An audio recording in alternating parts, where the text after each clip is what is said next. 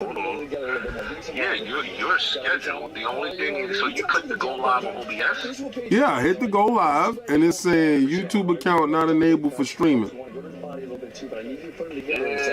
That's OBS. Hold on, let me call. That's different. That's not what you want. Let me go ahead, DJ. That's different. All right. We get it. I know what you do. You like to play your first round like that. I get it, Cheeto. All right? Let's start breaking him down now. He's not going to have the same tank as you, all right? Let's put it on him. Both hands. Put them together. So here we go. There's the jab from Rob Font that he's known for. Followed that up with the right hand. Just a beautiful display of boxing. Rich to the body on that one. Then comes with the uppercut. Gino doesn't really know which angle the shots are going to come from. Fantastic opening round for Rob Font. And you heard Jason Perillo acknowledge these notorious slow starts for Chito Vera. There might be a method, though, to the madness. Well, I mean, you don't want to, like me.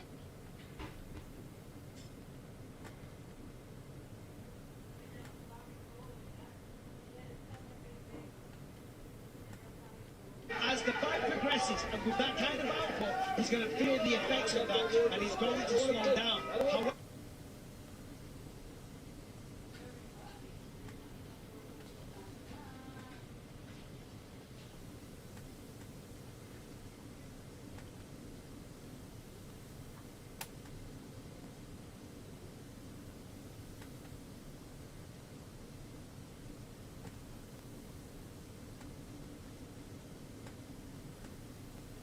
someone who is naturally a lighter fighter. I don't think that that is necessarily the case because you're fighting someone of such a high stature who has been around the block a couple of times. So I think that Liam Smith definitely showed what he had.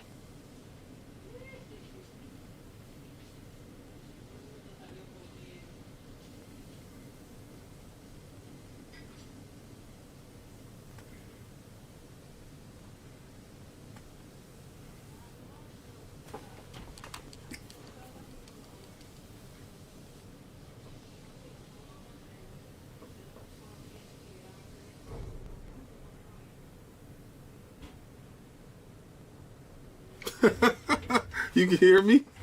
I don't see me. Let me see. Oh, there we go. It was just showing that I was live. Oh, thank God, people. My bad.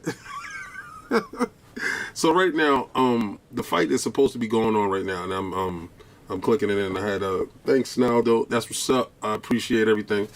This is the growing pains of doing it by yourself, and don't worry, I'm gonna have moderators and stuff like that soon. I'm just fixing stuff up because I sent my payment. I'm just trying to figure out how come I'm not streaming the actual fight. So hold on, that's what I'm doing now. And I was trying to see why I wasn't showing live because I had the channel up, but the channel wasn't showing. So don't worry about it, guys. I'm still working on the situation. I'm gonna fix the situation. But again, this is the prelims. We didn't even get to what we drinking and what's going on for the evening. So, again, we had the DAZN fight go down with Valdez versus Beefy, and this is Addict right now calling me. I'm going to mute myself.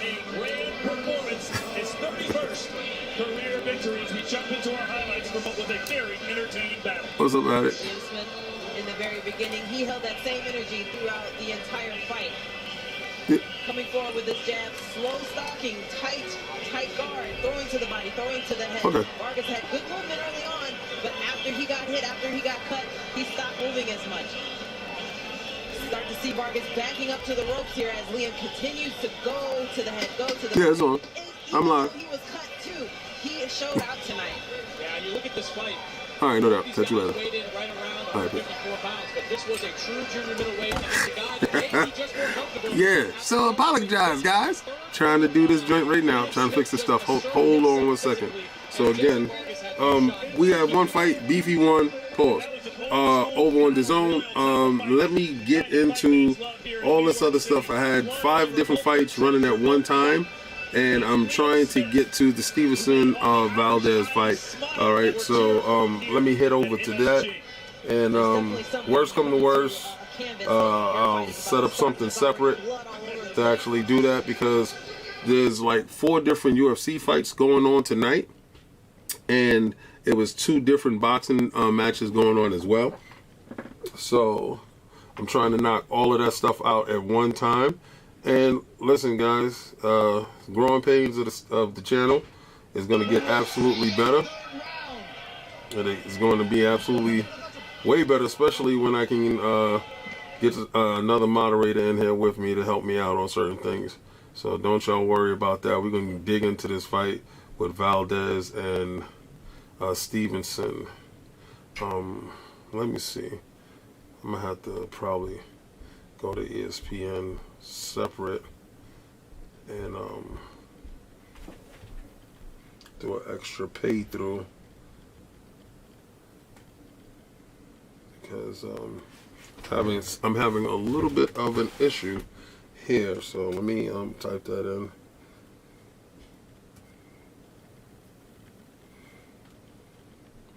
ESPN pay-per-view.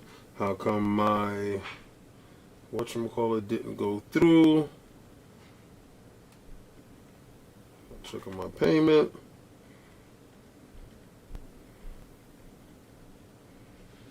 Alright, I don't want to see that. I want to see my boxing. Okay, so give me my boxing. You know what's crazy about ESPN? They put boxing on the side, and it kind of sucks that you don't get a chance to see your stuff. It's really bad. It's like they put basketball and everything front center, and they put boxing over to the side, like it's, you know, nondescript.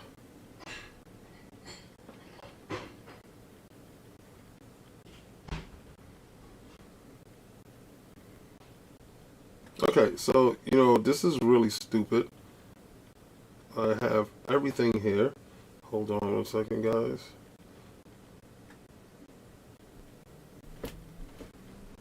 Check your passwords.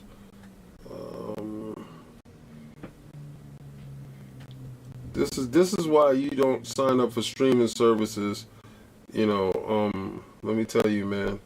The first thing that they do is they take your money, and then later on, you're looking to do what you're supposed to do, and you're having a hard time with it. This is going to be legendary. You guys going to have jokes, and I'm cool with it.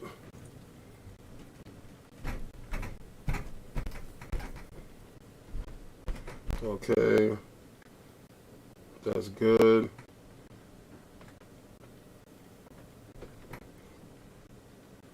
Alright, let me change that.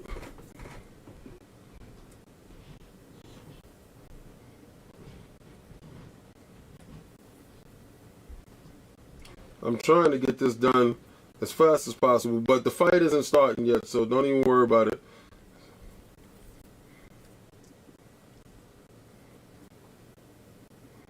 The fight will probably start like around midnight.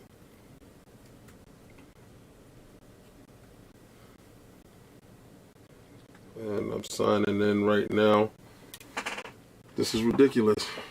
This is absolutely ridiculous. This is absolutely the worst thing that can actually happen. I do not want to use that email address, stupid. That's the email address.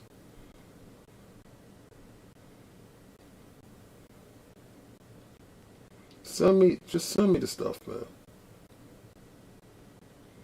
This is, oh my God, this is like a nightmare on top of a nightmare wrapped into another nightmare.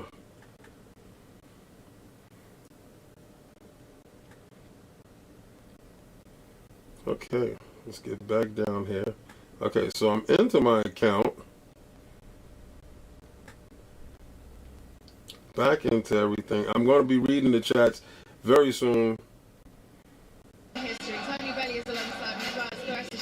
Alright, here we go. This is incredible for us. Like this atmosphere, the fans that are behind us, and the fact that 2 women are headlining Madison Square Garden tonight. It doesn't get much better than this. I cannot believe that the time is finally here. Katie Taylor versus Amanda Serrano at Madison Square Garden. No. That's not what we're talking about. You see what I'm talking about? This is, oh my God. An absolute nightmare. Absolute nightmare. They let me into my DAZN account with no problem. They let me into my Bellator account with no problem. My ESPN account, huge problem. Don't worry, guys, I'm right here.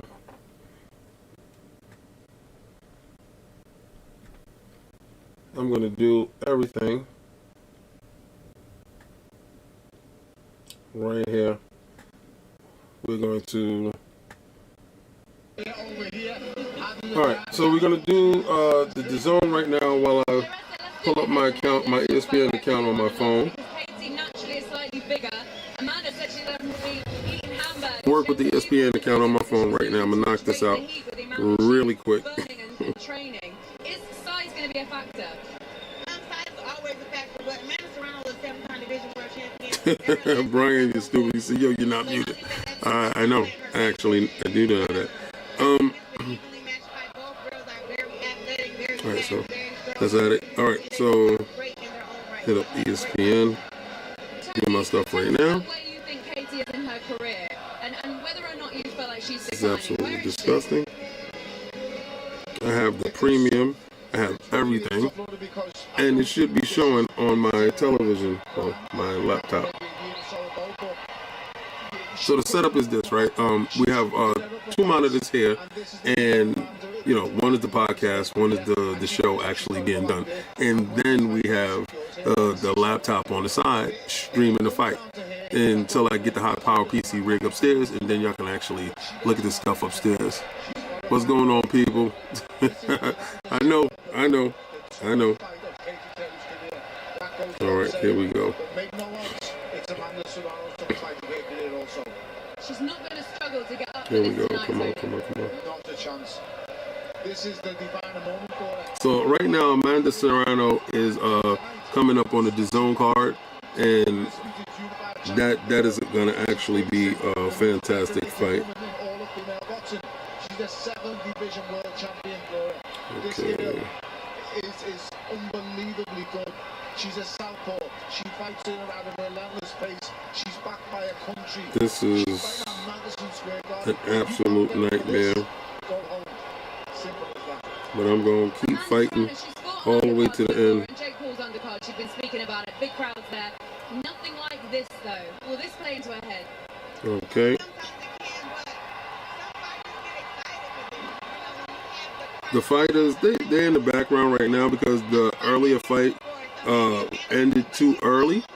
So Beefy, like I predicted, beat Vargas. I knew Vargas came in kind of soft. His body didn't look right.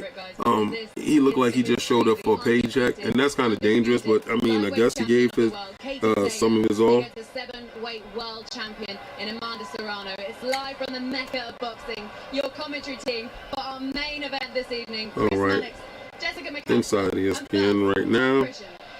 Thank you, Laura. I don't know if this is a boxing match or a World Cup soccer game. All right, get out of here. Finish. All right.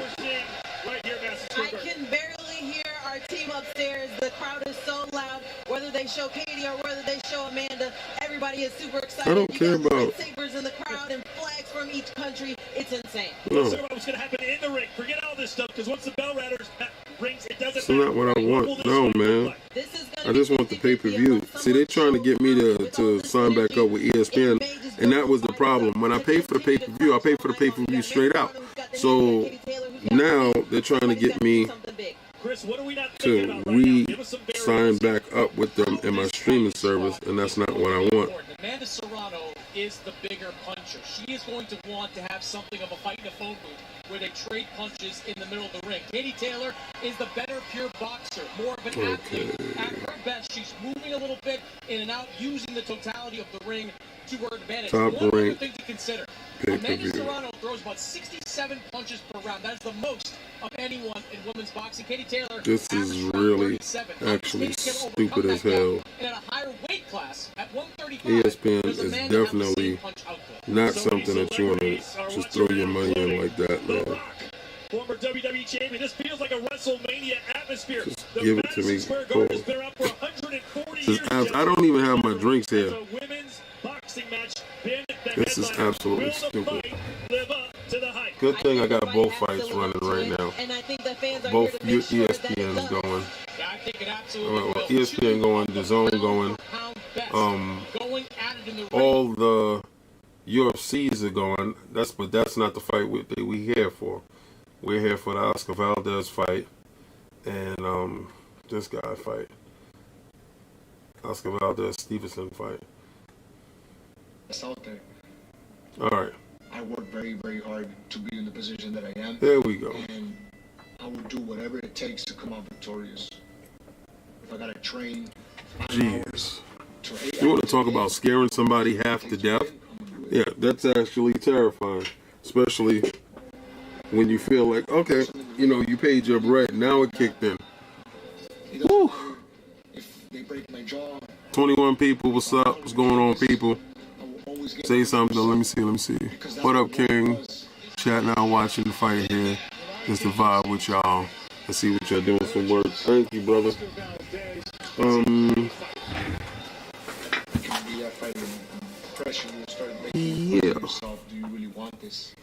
Let me see. So early on, y'all saw the tequila that I picked up. The tequila is dope. It's actually incredible.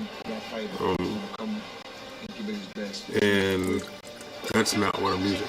So what I'm using, you're not gonna know about it because they didn't sponsor me. So whenever they sponsor me, they can actually, you know, get that done. So they're showing like a promo of Oscar Valdez right now, and you got a couple of fighters coming up to the ring right now. I'm really interested in a lot of fights this evening. You got a ton of fights that's you know, you got Muhammad Ali's grandson who's actually coming up to the ring right now versus Abera. So Nico reminds me of Keith Thurman. If anybody remember one time Thurman very early on, that's who Nico reminds me of, and he actually shows a lot of flashes of Keith Thurman. You remember young Keith Thurman when he used to have his hair and the braids going back to the ponytail and he was doing his thing? So that's who Nico reminds me of, and that humble way of himself before Keith Thurman got married. That's exactly who he reminds me of. And he absolutely fights like a young Keith Thurman. He throws very good punches. His combination style is very unique, where Keith Thurman I always thought was an athletic fighter opposed to a pure boxer. So he uses a lot of his shoulders in his movements. That's why when Danny broke his elbow, it made a lot of sense why that fight was real tight for Keith Thurman. Turn this down a little bit. Tell my wife to bring me down some Sunny Delight. You know I like the Sunny Delight.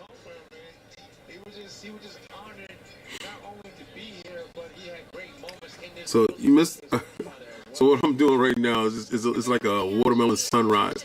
The watermelon sunrise, you got Ciroc watermelon summer blast, and you mix that with a little bit of tequila. And no, tequila's later. Mix that with a little bit of Sunny Delight. So that's what's up. Oh, you can hear me, baby? Yes. Please bring me down the red Sunny Delight. I thought I had grabbed it when I was coming downstairs. I want the strawberry one. Yeah, I'm talking to her. Dragon Yobi, what's good, baby? That's my dude, man. I appreciate each and every last one of you. C-Mac, what's going on? Yeah, babe, let me know when you're coming downstairs so I can block my camera. So you can just come down and just and bring me the joint. This is King Cam, this is me. That's what y'all see. Now let me see. It's as tough as they come because he also fought MMA. He's had 10 professional MMA fights. This is now his 9th professional boxing fight. As we take a look at the table. Hold on a second, babe. Hold on, babe. Let me see. How do I? This is what happens when you don't get your little training in your situation. The main source, yeah. That's that. Yeah, that's that little boxer right there. All right, that's my emotes. All right. Ladies and gentlemen, good evening and welcome. Presents the featured event of the evening. As tonight, presented Boxing After Dark. Fight talk, can't hit a thing with the lights off. Can't talk heavy with a light jaw. Fight talk, can't hit a thing when your lights off. Can't talk heavy with a light jaw. Might win, might lose, or might draw. Welcome to the combat talk. Haters in love with a comeback salt. If you really want it in the ring. We back. I had to put that there so y'all can didn't see it like a black screen. Yeah, I'm sit down with my boy Graphic God and get a coming timeout. Hopefully have somebody get knocked out or whatever. I'll be right back. And he like, oh, getting punched in the jaw. So all right, so this what it should look like. All right, so it should look like this after you mix the Ciroc at the bottom. You have to have a little, not too much. Don't get crazy. And you put the Sunny Delight. They have the different colors of the Sunny Delight. Shout out to Sunny Delight, like a sponsorship. What's up? But it's extremely early. They're at Madison Square Garden. This Nico's coming out first, and I really don't expect this fight to go the distance. I think this fight, honestly, with Nico, would probably go 4 rounds. He looked good at the warm-ups. I've been studying a lot of things with him. He has a lot of superstitions. A lot of you guys may not know that Nico drives around with a doll in his car. All right, so he drives around with his it's this little doll. I forgot what he calls him. I think it's Carlos or something like that, and it has a Mike Tyson like drawn tattoo on its face and a little beard. He looks dope, but he keeps them around all the time. So weird superstitions like that keeps people going, and I want to see what he's gonna do, if he's gonna follow in the footsteps of his great grandfather, which is Muhammad Ali. You never know what's going on.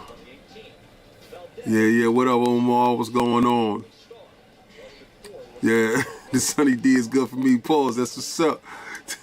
Nah, yo, C-Mac. Yo, C-Mac, come on, man. Stop playing.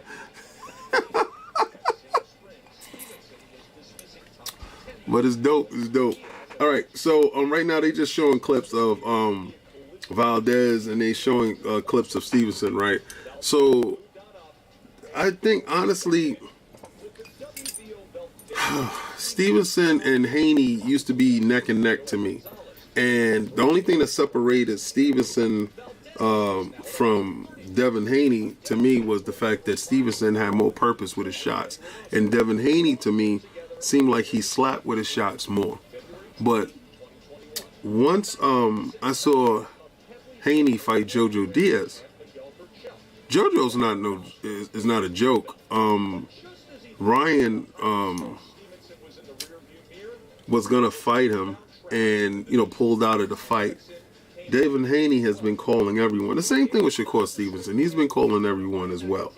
He's a champion. Devin Haney's a champion, and you start to get this distinctions between the two fighters.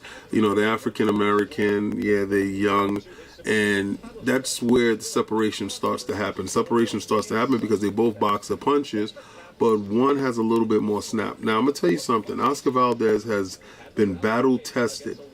He's in Canelo's camp, right? So he's trained by Eddie Reynoso, and Eddie Reynoso teaches a certain level of combinations and expects a certain level of professionalism when it's like making it to the gym and stuff like that. That's why Ryan Garcia didn't work out over there, to be honest with you, because Valdez, he's not a media sensation. He's not an Instagram dude. So He's going to go in there and he's going to put in all the work that Reynoso wants him to put in and give 100%. I think Valdez is more battle-tested than Stevens, especially that fight that he had the broken jaw. I think he hits harder. He snaps harder with his shots. He's a quiet assassin, but Stevenson has that sauce, that little special je ne sais quoi that you put in fighters that you see, and you know something looks a little bit different. He has a little bit of that pizzazz, that little bit of that step, push. He has a little bit of that, and I honestly expect him to try to step on Valdez. Okay, so when I'm telling you that a fighter is stepping on somebody, that means he's not giving up ground and he's taking ground. So that means he's stepping. He keeps stepping him and he's tracking him, he's hunting him, he's stepping in. So I really expect him to step on Valdez and try to push Valdez back. I expect Valdez to hold his ground. And if Valdez holds his ground and he cracks back on Shakur Stevenson, then we're in for a treat. We're in for something really special, because now we're going to get a chance to see exactly what Shakur is made of, you know, to be honest with you. What's up, Barbecue Sauce? It's my dude. Oh, yeah. C-Mac, yeah, they actually did spar each other. All these kids sparred each other. Ryan Garcia sparred with all these dudes. They remember, they grew up all in the same circuit. So, okay, when you're in these circuits, you see the same faces over and over again, right? And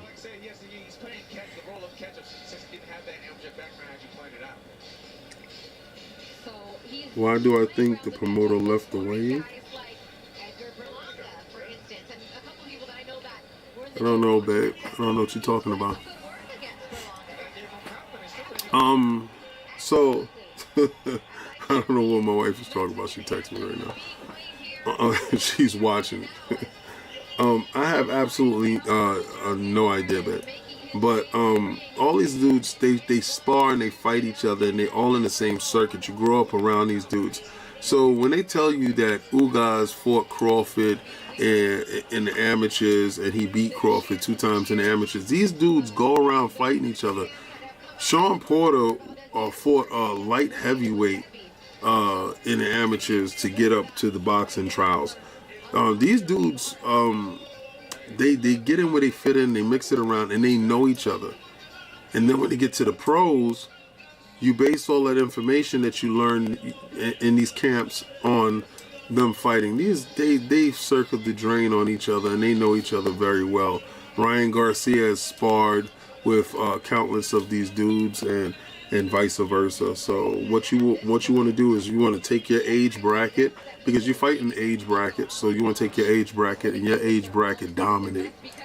And that's what we're seeing now. So we're seeing the Shakur Stevensons, the Ryan Garcias, the Tank Davis, and these characters start to dominate their age bracket, and they're starting to push out the older guys like, you know, Pacquiao. You got to go Spence and Crawford and them there, and Keith Thurman and Danny Garcia and Shaun Porter. They're part of the different age bracket. You know, you got the Jerome Boots Ennis's and those people of the world coming up to push them out. So you got Shakur. This is his make it or break it moment, to be honest with you. Both of them are have an O in their loss column. So somebody O tonight got to go. Right? I don't see it ending in a draw. I don't see it ending in a DQ.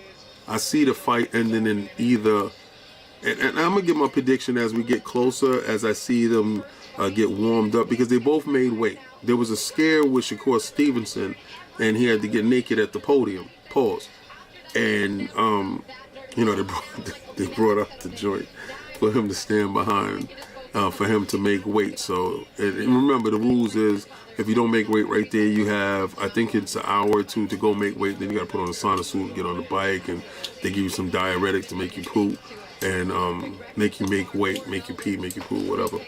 And hopefully you make weight. It just be by a couple ounces. But if you're pounds over, then either you can get penalized, you can get stripped of your title, and a lot of things like that can happen. But nah. So again, Nico is fighting another person in the chain going up to becoming a star. So you know the promoter dollars is behind Nico at the moment right now. I think the fighter he's fighting is like Iberov or something like that. I'll get his name right. I do apologize. This is the first time I'm seeing this fighter. And again, a lot of times people are just fighting just to get their check in here and there, this, that, and the third. What's up? You guys, you said you got Shakur by decapitation. Be careful. Don't bet no money right now until actually I give my prediction. Actually, I see what they're looking like, because I'm going to tell you, there's a high possibility, because Shakur is an unknown commodity, right? There's a high possibility that Valdez cracks him. How does he react if he gets cracked? We already know if Valdez gets cracked, he fought with a broken jaw to 12 rounds. A broken jaw. That's something Muhammad Ali did with Ken Norton. You know, very few people have been able to pull that off. Imagine getting punched in your face with a broken jaw, and then you go in 12 rounds. So we already know that he made of a different material. That man is made of a different stuff. So you're going to have to pull him off to get him out of there, Paul. Do we know that about Shakur? Is that Shakur's makeup? Is that Shakur's stock? Is that what he's built from? We're going to find out if that's what he's built from, because if that's not what he's built from, then tonight going to be a long night for the kid. But I think he has the athleticism to do some things. So I'm going to save my prediction to right before the fight starts, and then when the fight starts, I'll give you my prediction. What up going on? What up? What up? Was this too dope? What up? Yeah, this fight is hard to call. Blessings, Kenneth. Mr. Frost. This fight is hard to call, because this is a true 50-50 pick'em fight. They both champions. They both got O's. And one take one way to get to this stardom. The other one took another way to get to this stardom. We don't know. We're going to find out. We're going to see exactly what it is. But there's always going to be a victor, and there's always going to be a loser. Yeah, I may be hedging my bets a little bit. That is so dope, man. To have 37 people and 37 likes, I swear to God, that feels so dope, man. Be honest with you, that feels so dope. All right, so Nico's starting right now. And, you know, the camera's on Nico, of course. They would hope. That's a promoter's dream, right? You got the greatest of all time, great-grandson in the ring. Like that's a promoter's dream. And if he's actually decent. So, again, Nico's on his back foot, circling and throwing the right hand. Jabbing, going to the body. He's doing good work. Like I said, he looks like Keith Thurman, the second coming of Keith Thurman, a hungry young Keith Thurman. Remember when Keith Thurman was one time? That's who he reminds me of. He moves with the same movements, the same arms, the same pull back his head when he throws his jab. So right now, Nico's is circling Iberra, and he's throwing the jab. And if you can hook off the jab, you're great. And he's showing that he can hook off the jab. He's rushing a couple of his shots. He's throwing right hands. Iberra is there to be hit. He's moving from side to side. But Nico's trying to land the right hand, and he's dancing around with his hands down. I would take a lot of the bad habits out of him. I see a lot of the bad habits, like he's leaning on his lead foot too much. So, he could be set up for an uppercut, or, if you actually close the distance on him, you can pin his hand, and he's flat-footed on the front foot because his heel is down flat. So, so if he's a boxer puncher, but he's still, like I said, moving like Keith Thurman, it reminds me of him. And he's stalking now. He's hitting him to the body. He's smothering his work. I don't like that he dips out a lot with his hands to his side, but he's also showing a discipline when he does close the gap and plays from his position. See, now, right now, Iberra has him up against the ropes, and Nico's fighting off the ropes. Good jab, good right hand, and he fought him off the ropes to, get back to the center of the ring. We had a minute in the first round to go. Good air jabs, good range finders. Nothing too special, nothing too flashy. He does a lot of dip down, there's a lot of lows. He's trying to find himself as a boxer. I honestly would tell him to watch a lot of Keith Thurman. I thought early Keith Thurman actually did some good work. I thought he was really good. Ibarra is he has his hands up like earmuffs in the middle of the ring, the center of the ring. He's giving as good as he gets. He's trying, but you can also understand that the level of competition isn't the same. Oh, knocked him out cold. He hit him with a right hand, knocked him out cold. Nico hit him with a straight right hand around the glove and knocked him out cold. First round knockout, absolutely stunning knockout to see, a brutal knockout. Oh my God. I'm gonna tell you right now, anybody that's watching, take a sip, because that right there was definitely worthy. Muhammad Ali's grandson is in the building. He's definitely putting his claim and taking a stake right there. That was dope. That was absolutely dope. Oh my God. Wow. That came out of nowhere. It was a lazy jab, and he spun the right around it and hit him. It was a looping straight right hand. Out cold. Out cold. Reminds you of a young Keith Thurman. My God. That looked spectacular. Wow. I mean, absolutely crazy. Yo, if y'all are watching the fight right now on God, yo, IMAX, that was crazy, right? Yo, that was absolutely sick. That's yo, 40 people here, 46 likes. Respect, man, on God. Thank you so much. I do appreciate each and every last one of you. Dear God, look at the right hand. Boom, looping right hand straight down the pipe. Laid him. He brought the jab, brought his hand down and looped him. Boom. Because he was trying to hook with him. Dear God. Setup was crazy. I told you there was 2 levels of competition. Set him up. Boom. Set him up. Absolutely nuts. The layout is crazy. Dope. Right here it is. Dang. Straight on. The boy has power. The boy has get him up out of here. He has get him up out of here. And that's all you want to see in a young fighter, is get him up out of here. That can mask a lot of the deficiencies. Hopefully he doesn't fall in the trap of a lot of young fighters that get these knockouts on these fighters that they're supposed to get knockouts on and rely on that. Hopefully he goes right back to the gym, because he didn't do, I mean, come on. Right? He could be back to the gym on Tuesday, right? He get his meal at night, shake his tail at the club, and on Tuesday you back in the gym, you back doing your road work, because you didn't really put into nothing right here. So hopefully he get back on his due diligence and get it popping. Oh yeah, yo, listen. I'm gonna give you the analysis of the fight, and I'm gonna tell you exactly how I see it from my perspective.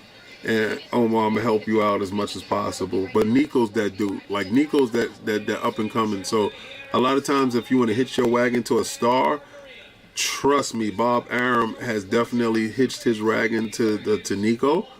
He promoted Muhammad Ali, which is his great grandfather. So this is an honor for Bob to have.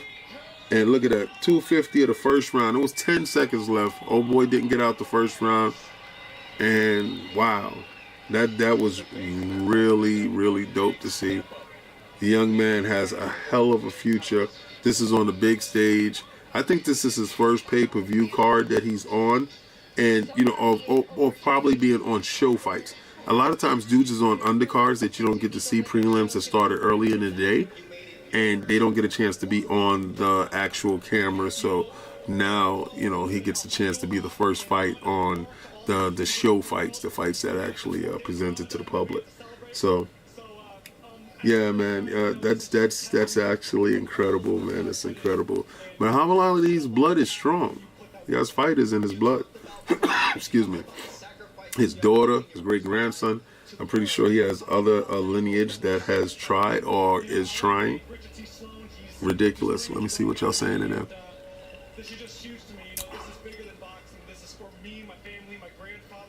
I got you, IMAX, man. I got you, IMAX, man. I just want to bring back the feel. You know, the feel. Me, Cognito, Sovereign, all of us used to watch fights on Saturday. We'd get together and we watch fights. I'm a fight junkie. This stuff is in my blood.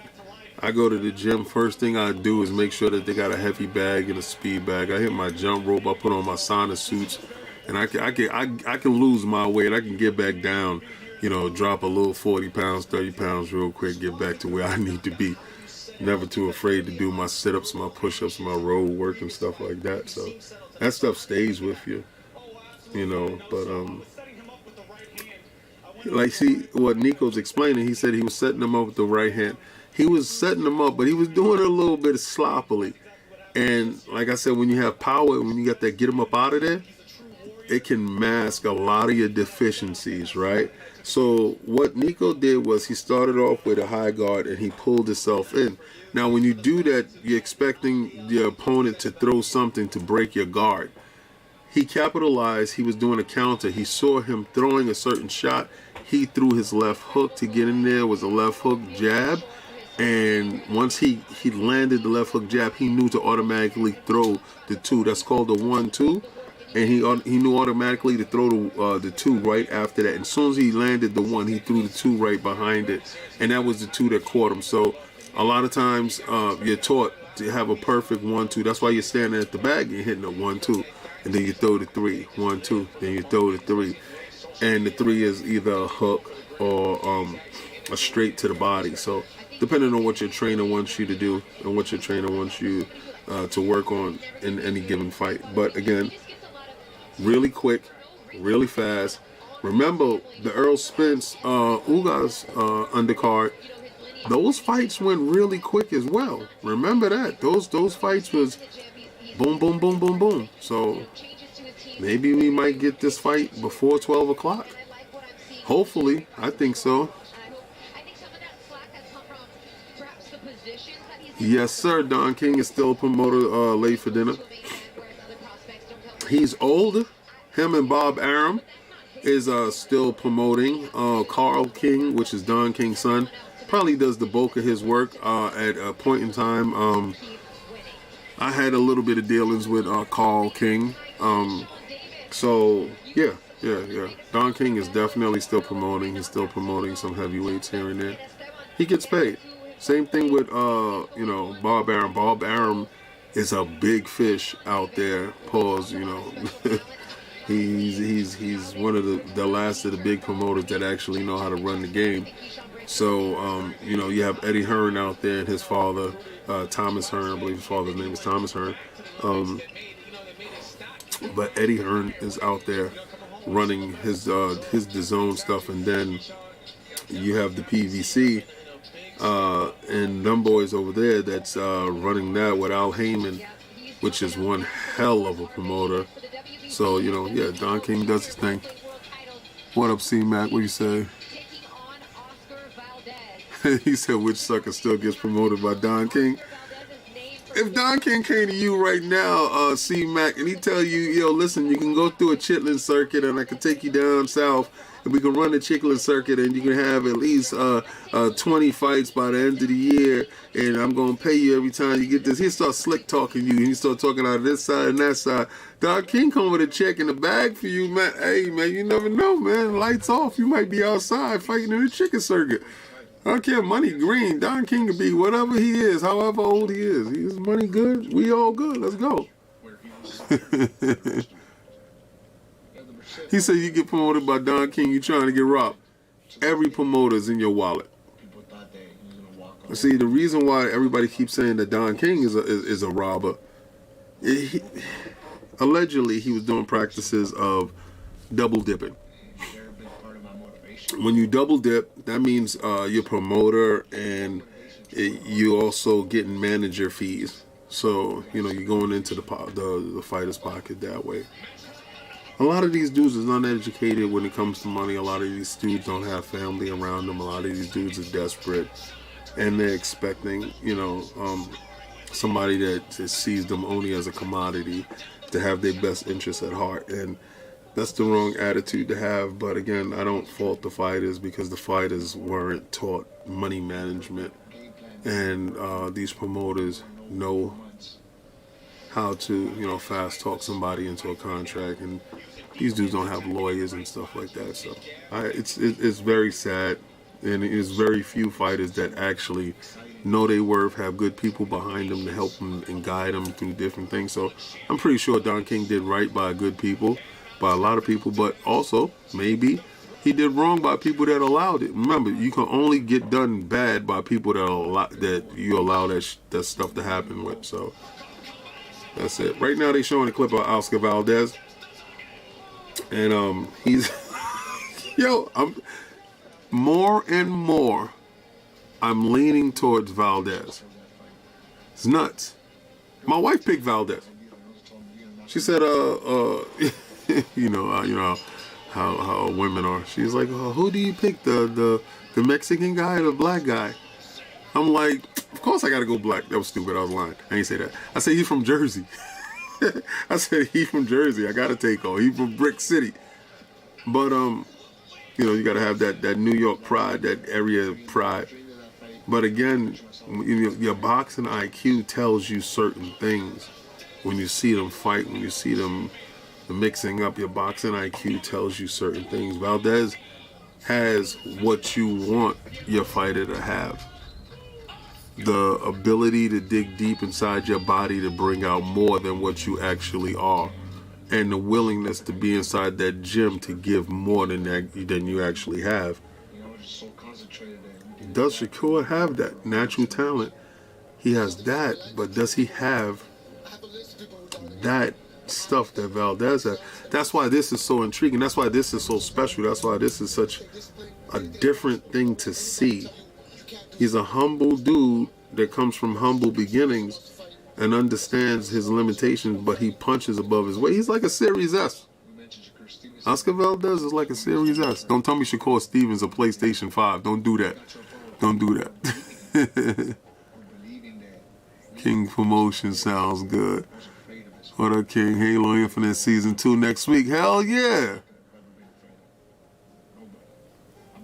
I was watching Mike Tyson interview, and he was telling a story of him and Don King and the boys, and he got Don King for 60 sacks one night. Word. I'm picking Valdez. Valdez loves to telegraph his hooks. Okay, so telegraphing his hooks. Can you capitalize on the telegraph? See, if Oscar Valdez actually telegraphs a left hook, that means he's telling from the shoulder and from the leg, right?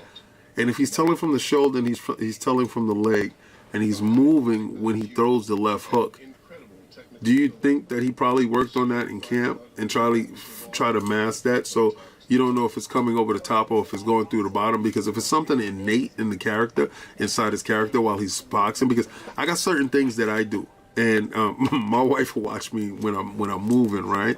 And I got certain things I do with my feet, and you know your tails. So if you working on your tails and you know how you can set somebody up where you show your tail, and then he goes for it, and then you just capitalize on it that way. I again say, Shakur reminds me, he looks like my son, which is crazy, my youngest son, Dante.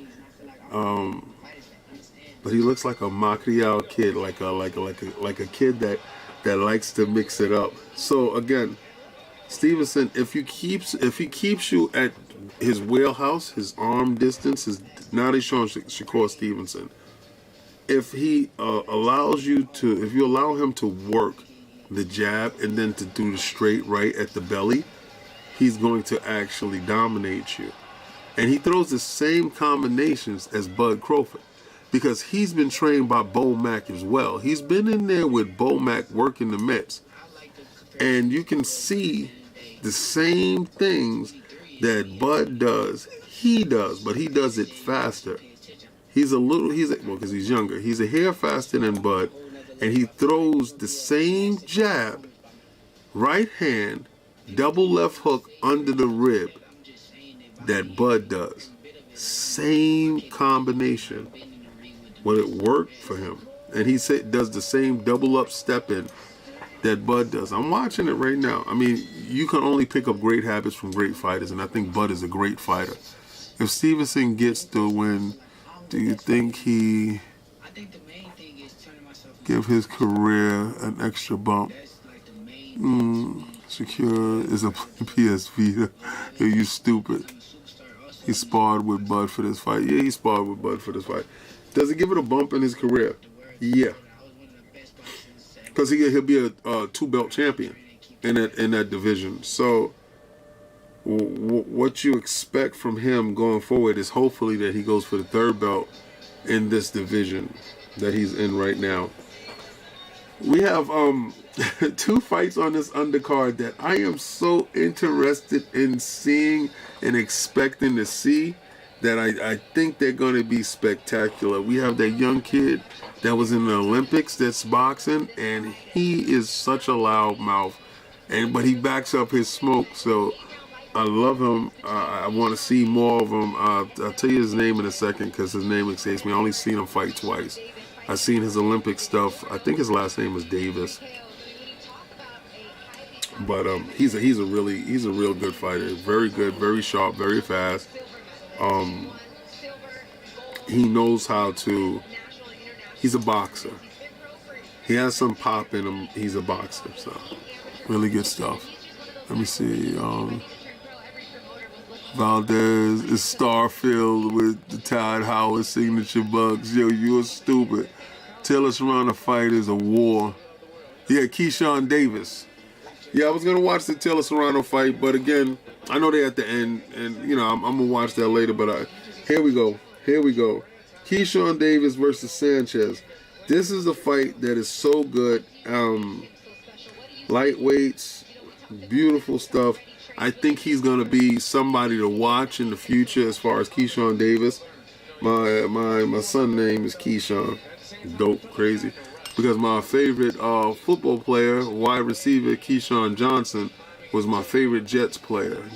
Shut Up and Give Me the Damn Ball was his book. I read that book and lost my mind. I became a Jet fan through and through. Yeah, so I wasn't there with everybody else, with Joe Namath and the fur coats, the New York City situations. I wasn't there for that, but I got down with the Shut Up and Give Me the Ball, Keyshawn Johnson, and Vinny Testaverde and the boys in Wayne, Quebec, and all those joints.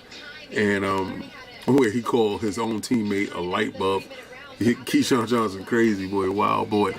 So I'm down. My blood is green. I'm stuck. I'm stuck with those dudes.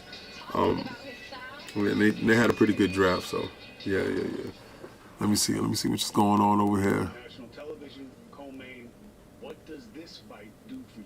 Who I got in the Serrano Taylor fight? I'm not a super MMA guy. I would have to defer to my man Fonz. Little known fact, Fonz and I were supposed to be doing a Combat Talk collabo where he's the boxing rookie and I'm the MMA rookie. So we was both gonna educate each other. Logistics happen and stuff happens, so it is what it is. Maybe me and him might do a combat show one night. As the show evolves. You listen. I really want you guys to hit me in the DMs, tag me or whatever. I know y'all follow me on Twitter. If you don't follow me on Twitter, it's King David OTW. And just follow me on Twitter and just hit me in the DM. Say, yo, what you want to see to happen. Because I have to work on this a whole lot better. Do you want to overlay? Do you want to see like Little King in the corner, doing the boxing? Like what is this? Is this one? I gotta get him cleaned up though. Do you want to see something like that? Do you want to see in the waiting screen? Do you want to see Little King, boxing somebody, knocking somebody out? Wait, coming soon. Wait a second. Certain stuff like that. So, these dudes out here, man. Keyshawn looks dope. He looks ready to work. It's nothing better than seeing the hunger of a young fighter. that actually respects his craft, that actually feels great in doing it, because he's 23 years old. They're both 23 years old. He's 5'9". This is Keyshawn Davis. Esteban Sanchez is 5'10", 136 pounds. Both of them, 136.2 for Keyshawn, 136.6 for Sanchez. They both got 70-inch arm reach. So the fight is pretty much even. Keyshawn is 4-0. Sanchez is 18-1 with 13 knockouts. So is this his setup fight for him? Could be a setup fight for him. You know, but Keyshawn could have also saw whose name was on the board and told Bob, I don't care, give me him. He's available, I'll take him. Could it be a mistake on his part? Should he be fighting people that's of his same level as far as record goes? It's possible, but the boy looks ready. You know, Sanchez is coming up into the ring right now. He has a cowboy hat on. He has the blue and white. He's going under the ropes right now. No frills, no stills. Moving around, you know, throwing his hands up in the air. Definitely looking ready to go. This is a very intriguing fight. As a promoter, I'll be nervous, especially if you have a young, unproven commodity that's an Olympic medalist in Keyshawn. So I would definitely be 100% nervous in putting Keyshawn in with a guy who has 18 fights. It's nuts. I wouldn't do that. What's going on, Javier? Baricua's in the house. Let's go, let's go. ¿Cómo está usted? Alright. All fights on the card have been super bloody tonight. Oh, you talking about the MMA? Yeah, alright, so Keyshawn's coming out now. He's wearing, what is that? All white. He has a rapper with him. So yeah, the rapper's with him. I don't know who the rapper is. I say I love this. Part of the showmanship of boxing, part of the showmanship is entertainment. If you don't know how to entertain somebody, if you don't know how to get down and show exactly what you're about, you don't show your personality, nobody's gonna know you. Nobody can endear themselves to you if you don't show yourself. If they can either love you or hate you, right? So you're gonna have to lean into one or the other. Either you're gonna have to be the heel or you have to be the baby face. And you know, a lot of times I play the heel. A lot of times I play the baby face. I play the baby face for Xbox. Ooh, the baby face. All right, for the PlayStation dudes, I'll be playing the heel. Ooh. Make them dudes have their Aichi face. They be having their Aichi face with me. Ooh, King, can't stand you. But sometimes you gotta lean into the baby face, or you gotta lean into the heel. And right now, Keyshawn is leaning into the heel. But he got his peoples there, and they turning it up with him. And this is a great event. You know, this is the first time he's on a pay-per-view as a show fight. Two. You got Nico and you got Keyshawn right now.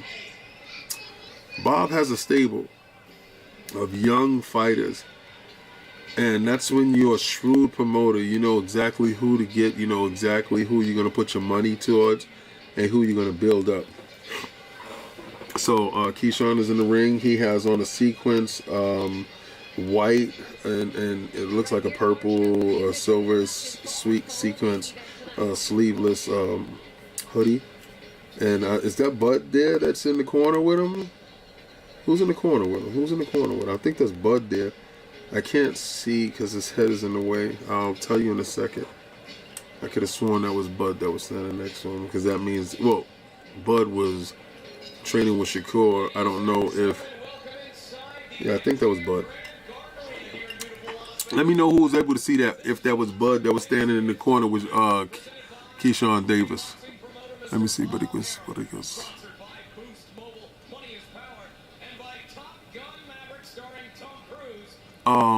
Okay, so you said Bevel, Canelo, man. What the hell you talking about? Do I got Bevel or Canelo? Yeah, I think Bevel can give him a hell of a fight. But you're talking about one of the best people that's in the game, that's on the top of his game. The only person that he lost to was Floyd. I don't care what anybody says about anything about Canelo. I don't care. He gets the results in the ring. He knows how to throw that was Bud. Okay. Yeah, that's what's up, SP. Look at that. 18-1 with 8 KOs. That means that he's a puncher. He's a boxer with a light punch. Okay? He has 1 loss. What happens if he believes in himself tonight? That's it. As a promoter, you can't be scared. You can't be scared, right? As a promoter, you got to believe in what you got, right? So Keyshawn is in the ring right now, and Keyshawn is 4-0 with 3 knockouts. That means only 1 dude survived. He ain't got no losses. He out here. Okay, so yeah, that is Bomac does train him. Bomac is Bud's trainer. Bud is in the corner. So okay, so he probably has a controlling stake in his promotions right now at the time. That's why all that BS with these dudes suing their promoters, and you got Bud suing Top Rank and Bob Byram talking about he racist and all this other stuff, man. That's to get extra bread on the re-up. Oh, okay. So Keyshawn's body looks like he worked out pretty well. He looks like he's on a good regimen. Looks he has the same form as Bud, a pure boxer's form. Sanchez looks a little bit decent, a little slim, like a slim swimmer's body. All right, so the first round is getting ready to start right now, and this is very interesting. This is one of the fights I really wanted to see.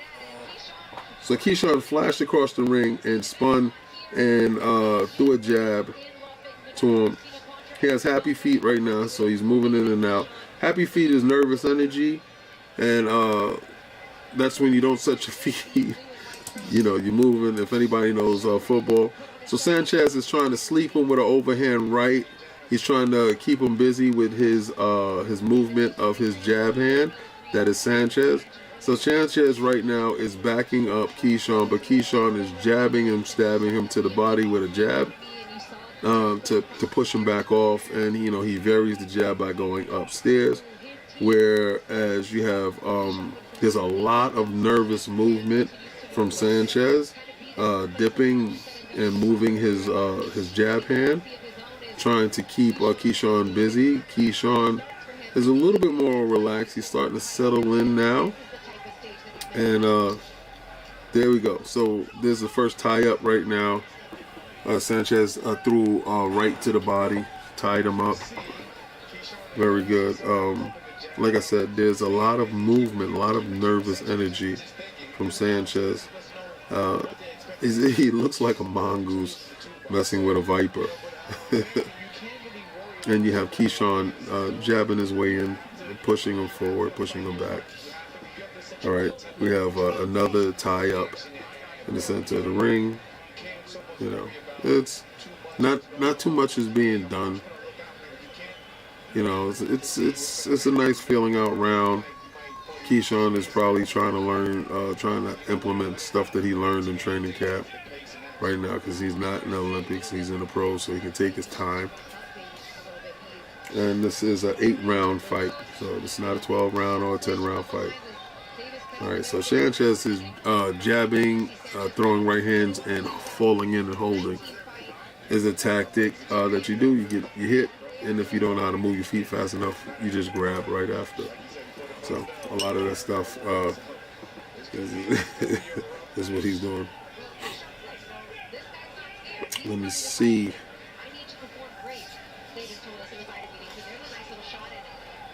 Nothing is being done.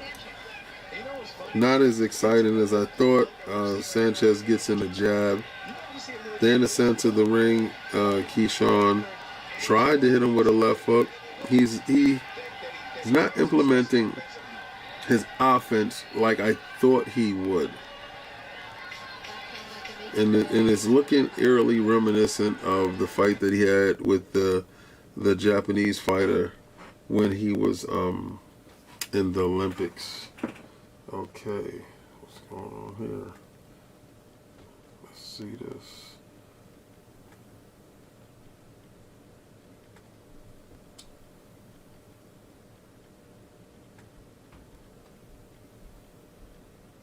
All right.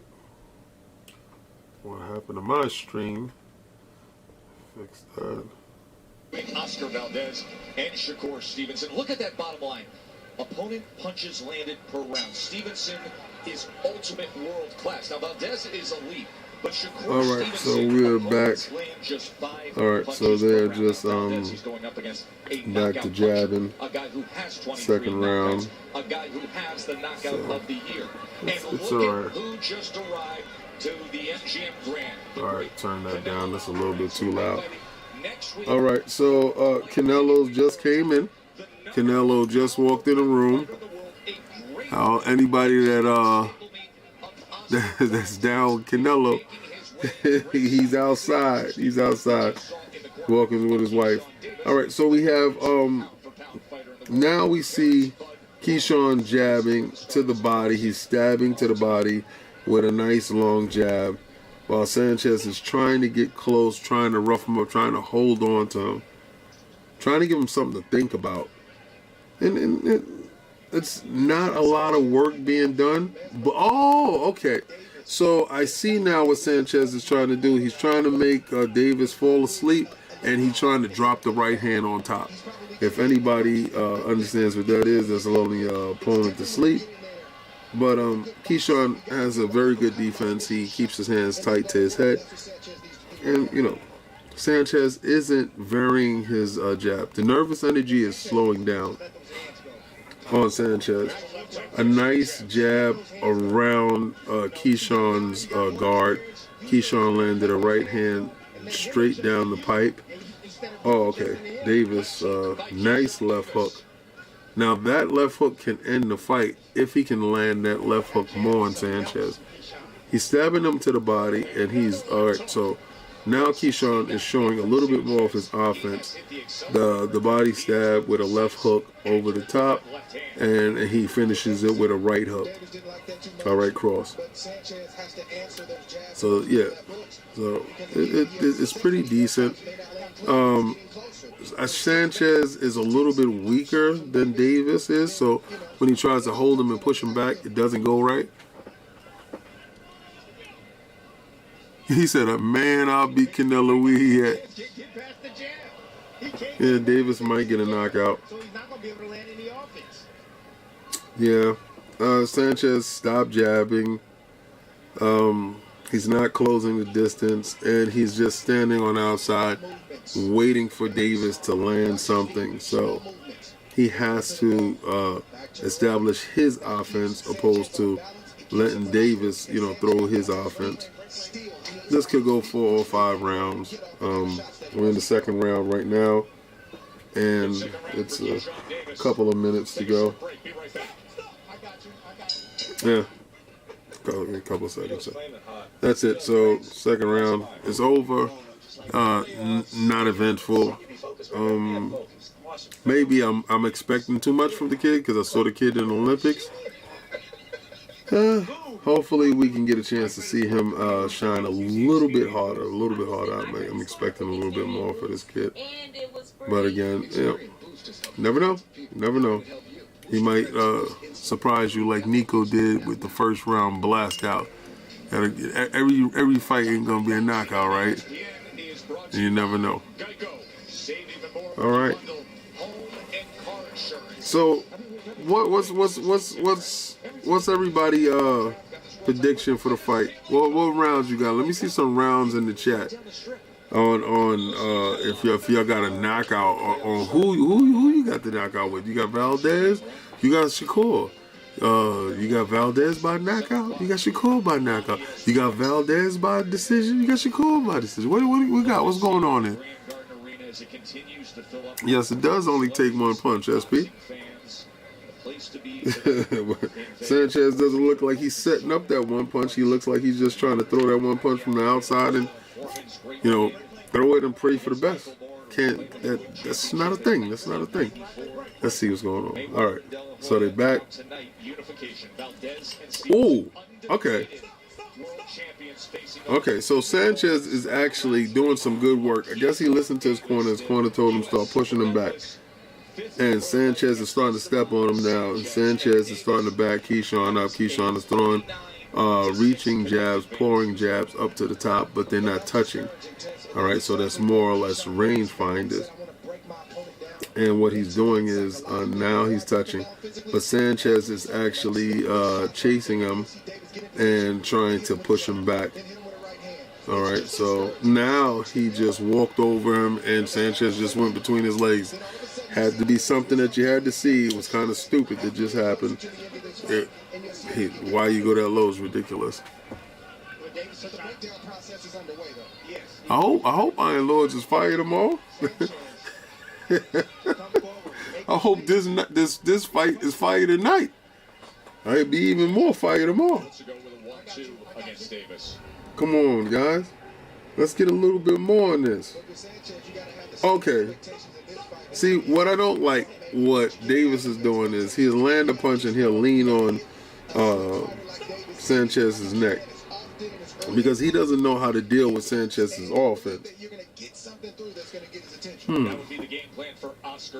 Okay, nice straight right that was on the air. Sanchez tapped his ear and told him it was behind the head. Oh, okay, good left hook. Now Davis is starting to open up, but Sanchez is opening up too, going back to the body. But there's no sustained attack. It's a hit and a falling, a hit and a falling, and that's not something that you want to do. Davis is throwing decent jabs. Good. So it was a nice left hook, nice right hand. He's digging, throwing right hands over the top. This might be a knockout right here.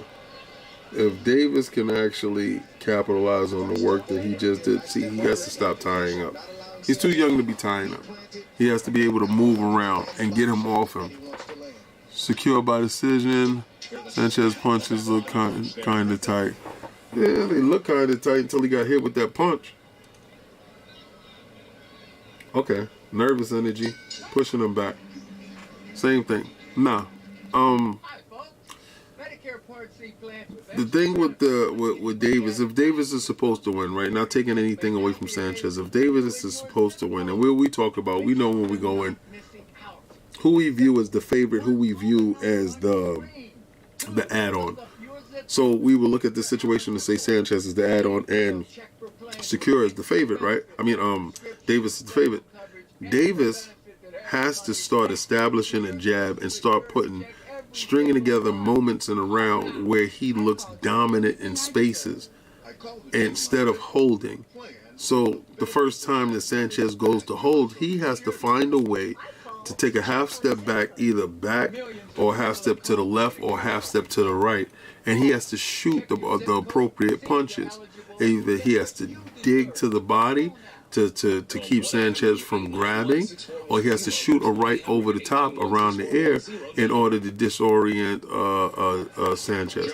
So he's not doing neither, and I'm expecting Bomac to tell him something. This is actually kind of telling, because that means that the corner is not giving him exactly what he needs, the adjustments that he needs. This is actually telling. And if Bomac is expecting Bud just to understand what, that was a good one. Sanchez landed a good uppercut the last round and showing the replay. Sneak right past me, I didn't see it. Very good so far. So we in the what is this, the fourth round now, and Sanchez is stalking Davis. No punches is being thrown. It's a lot of swinging and missing. Boring fighting. They're talking to Bud right now, talking about what Davis is doing and how does he see Davis moving in the ring. All right. Okay, so Davis hit Sanchez with some good shots. Good body, good right hand. That's what, there we go. Good left hook. All right, there we go. All right, so Davis is actually but he falls right back into the holding That's what you cannot do. He put together a good space of the fight, and he has to stay with that. Keep him off, back up, slide out, throw the hook. And he's not doing it. He's not doing exactly what he's supposed to do to end the fight earlier. You know, whereas Nico knew he was setting up the right hand with the because he was going around looping. He jabbed it in first. He did the 1-2. Nico, and you know what? You have to respect the fact that Nico's fighting Sanchez, who has 18 fights, and Nico has 4 fights. So, again, I think Nico probably took this knowing that he's going to learn something from this fight. More so than he wouldn't have not learned anything by fighting somebody else who was like 5-0. We got 40 people in here, 61 likes. That's what's up. Good looking.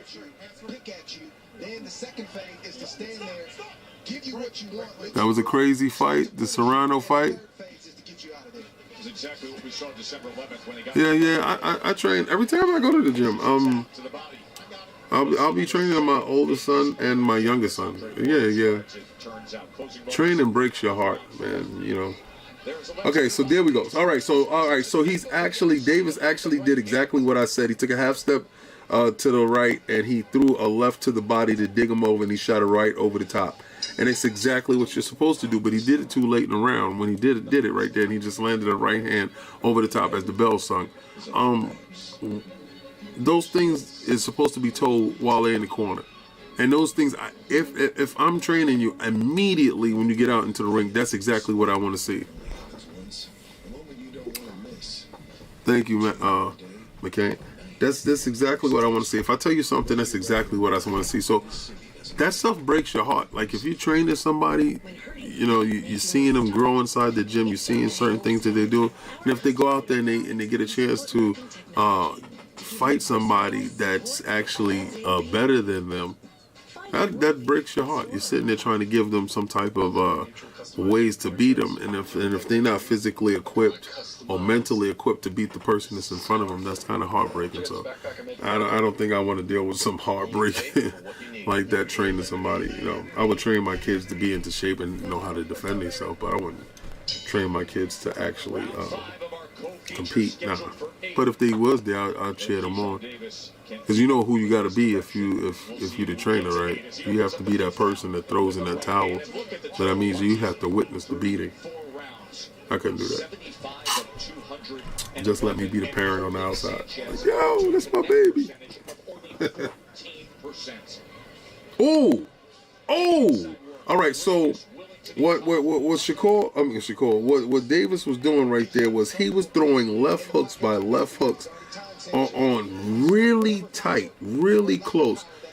Davis is now trying to push back Sanchez, and Sanchez is eating the shots and standing there willing to trade with him in the pocket. Davis is actually showing some form of offense, and so is Sanchez. Sanchez is throwing right hands over the top, trying to catch Davis with these same right hands. Davis is showing a very amount of punches with the left hooks and the right hands. So he's hitting him with left hooks. Davis is, and he has Sanchez a little wobbly right now. Sanchez went to the body and he went to immediate hold, right? And Davis now is trying to turn off, half step over, and he shoots the left hook. 2 to the body. Oh, he's breaking him. He's breaking him. Oh my God, the fight is going to be stopped. He's breaking him. Davis is hitting him with left and rights, ups to the top, to the side of his head. Sanchez wisely holds. I would have took a knee. Sanchez is still there. He goes right back to the body. He hits Davis with an uppercut in the middle of the ring. Davis turtles up, puts both hands in front of him, and pushes Sanchez back. Sanchez goes right back to Davis's body. But Davis throws a right hand and a left hook. His left hook seems pretty strong, and is the left to the body with the right hand and uppercut. Sanchez is still fighting, taking shots. Davis is pounding on his chest like a lowland gorilla, and he's going for the kill. This is absolutely nuts. See, this is the part where if I'm the trainer, I would have threw the towel in on Sanchez because Sanchez is eating shots that he doesn't need to eat. But Davis is doing weird things with his legs, mocking him. Davis is definitely trying to win. But Sanchez is doing veteran things as holding, throwing, and going straight to the body and not giving Davis an opening to finish him off. Pause. That round was Davis's best round. He threw everything but the kitchen sink at the kid. He hit him with ups, uppercuts, left, rights, backed him up against the ropes, and imposed his will. Like I said, he beat his chest like a lowland gorilla while he was in between punches. He did some wobbly stuff with his legs, mocking him. That was absolutely great. I wish he would have turned them into punches and knocked them out, and then he could have did all of that after the fact, right? Okay. I should have Sin on. Yeah. He said he's not getting out in the fifth. Oh, that's what's up. That's right. Have your son with you watching all the time. Hell yeah. All right, so it started off with a left hook. And Sanchez is not looking right, man. So Davis in the middle of the ring trying to intimidate him.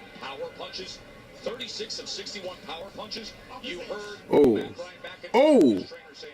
Sanchez said to hell with it. You know what? Sanchez said, if I'm going to go out, I'm going to go out dead and dying, and you going to have to kill me. So Sanchez is swinging with reckless abandon. So, and Davis tried to return the favor with a short left hook. I think his left hooks is really, really good, to be honest with you. I think he throws a tight left hook and a nice overhand right. So check left hook, he needs to throw more check left hook. I think he's with the wrong trainer to teach him check left hooks. He needs to go to Mayweather camp. But Sanchez is trying, but he's just a step behind and a step too slow when it comes to Davis's punches. Davis's punches varies. He throws uppercuts, left hooks, right hands, all in a timely fashion. All right, and the jab, Davis has all abandoned the jab, right? He puts it out there as a touch, and he's too busy with the left hook. He hit Sanchez with 4 left hooks in a row, and he went to the body and the head. He's going right back to the head with the right hand now, and the left hook. The left hook he's trying to paw with his left jab, and Sanchez is in the middle of the ring. He's still game. He's still throwing punches, and Davis is still trying to, knock him out. This is like a one-way beating, whereas one guy looks punch drunk, which is Sanchez, and Davis is looking for the combination that can take him out of there, which I say would probably be an uppercut, but Sanchez is still throwing. He threw 5 shots and bounced it off of Davis, and Sanchez is still fighting.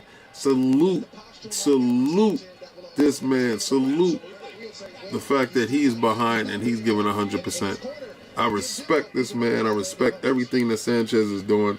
He's in a fight that he is losing, and he gets hurt every so often, which Davis just hit him with a left hook, just drove him back to the ropes, and Davis is ripping rights to the body and uppercuts up through to the head. He just hit him with a left hook, and he's up against the rope. Sanchez is taking a hell of a beating, and the referee stops the fight. Total respect for Davis taking a fighter that had 18 fights under his belt. Total respect for Sanchez standing there giving as good as he got. But again, he stood in there a little bit too long. He got a cut ripped on his eye. Davis put in that work. Bomac got a win tonight with his fighter. I think Bomac needs to train him a little bit differently, but I mean that stuff could have came a whole lot earlier. Lose the showboating, stick to exactly what you want, and actually learn how to check left hook. That fight could have been over a long time ago.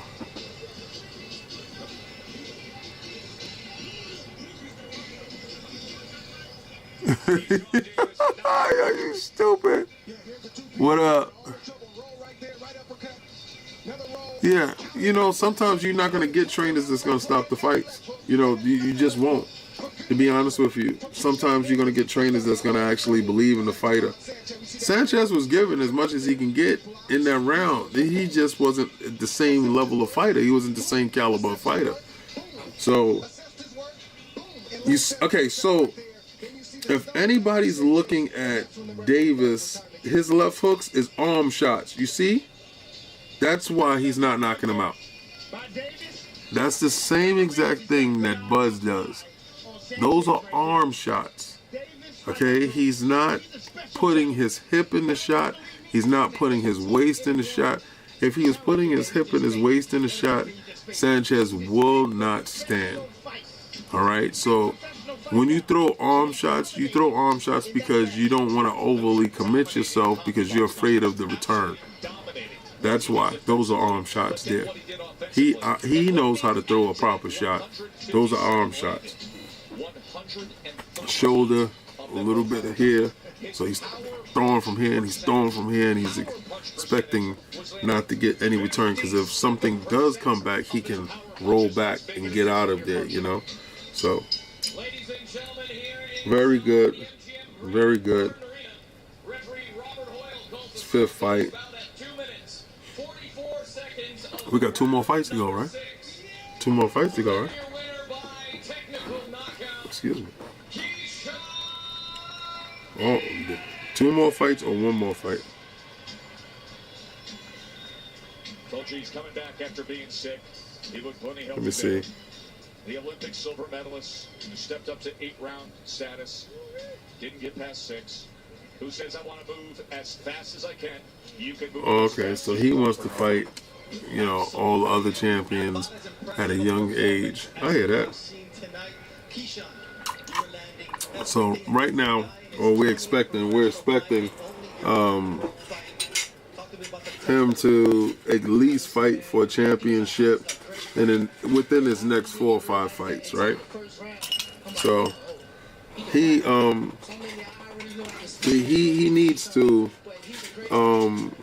learn a little bit more on how to deliver check left hooks, get out of somebody actually holding them, so he can actually fight harder, and don't let his back touch the ropes. A lot of things that I saw, he shouldn't have never let his back touch the ropes. He should have kept everything in the center of the ring. Check left hooks, learn how to hook off your jab. He knows how to hook off his jab, but he's not doing hooking off of his jab. He's hooking straight up. But see, it's they showed him throw. He landed 4 clean left hooks. It's if he actually put his hip behind his left hook and turned that leg and throwing it and actually committed and ripped it, Sanchez would have been out there a whole lot sooner. So, I mean, but come on. You can't deny the results, right? But remember, winning masks deficiencies. And those deficiencies is the deficiencies that come back and haunt you, because if somebody can capitalize on your deficiencies, then again, what happens? Right? He's going to definitely fight somebody next. He got in some good work. He'll be fighting probably again in August. If not, yeah, August. What we're in? We're in April, May, June, July, August. Probably July. He'll be fighting again in probably July. I would have him fighting again at the end of June if I was his promoter. All right, so they got Shakur Stevens in the background. And you're looking at him right now. He has the gloves on. So the fact that he has his gloves on right now, that bodes well for everything. All right. But he's not doing any mitt work, any warm work. So he should be getting some warm work done in a minute. The main event is next. Okay, so if the main event is next, what is my prediction?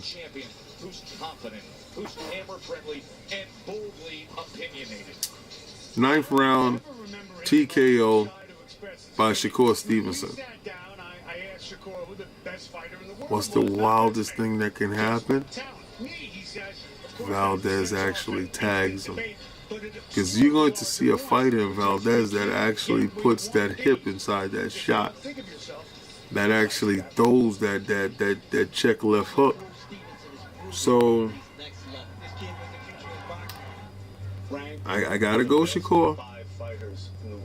But I'm not ignorant to the fact that Valdez, out of the two, somebody put a little bit of salt, pepper on him. He's a little bit more seasoned than the boy. So I don't know. Jerron Ennis, Canelo Alvarez, Tank or Earl Spence for the last fight. You put yourself at number one. I don't know, man.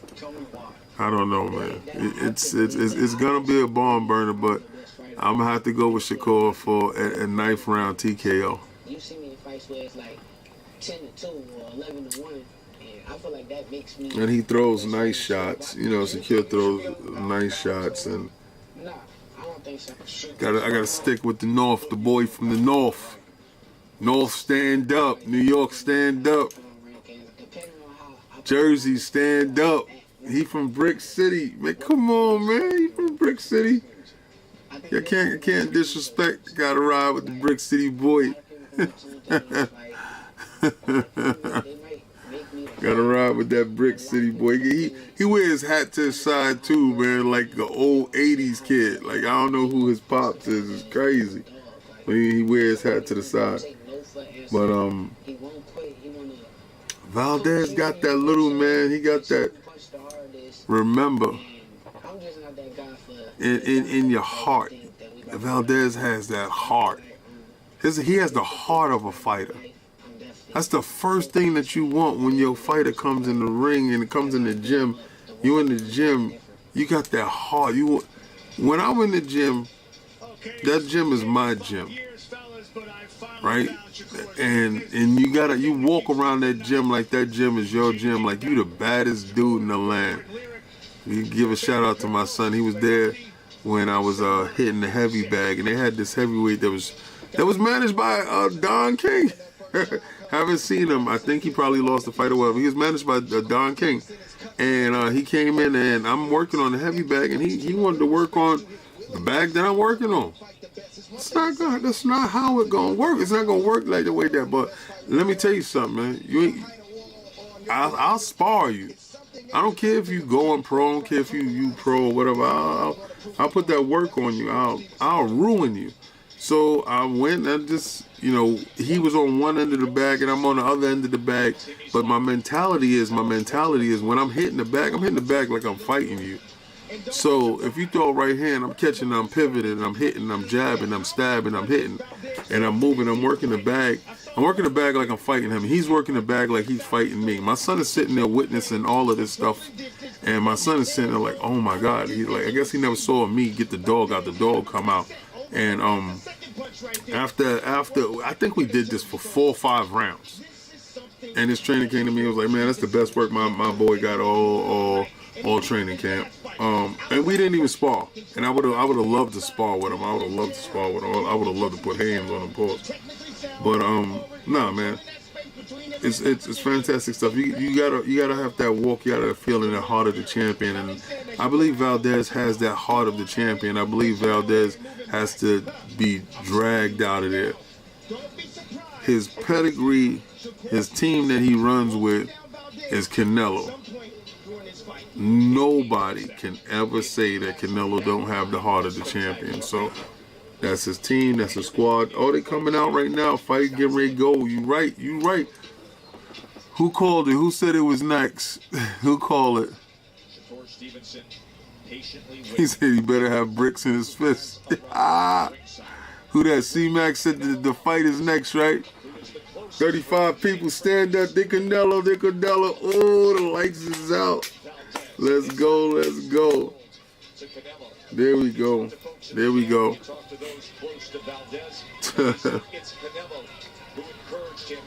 I gotta respect that kid, man.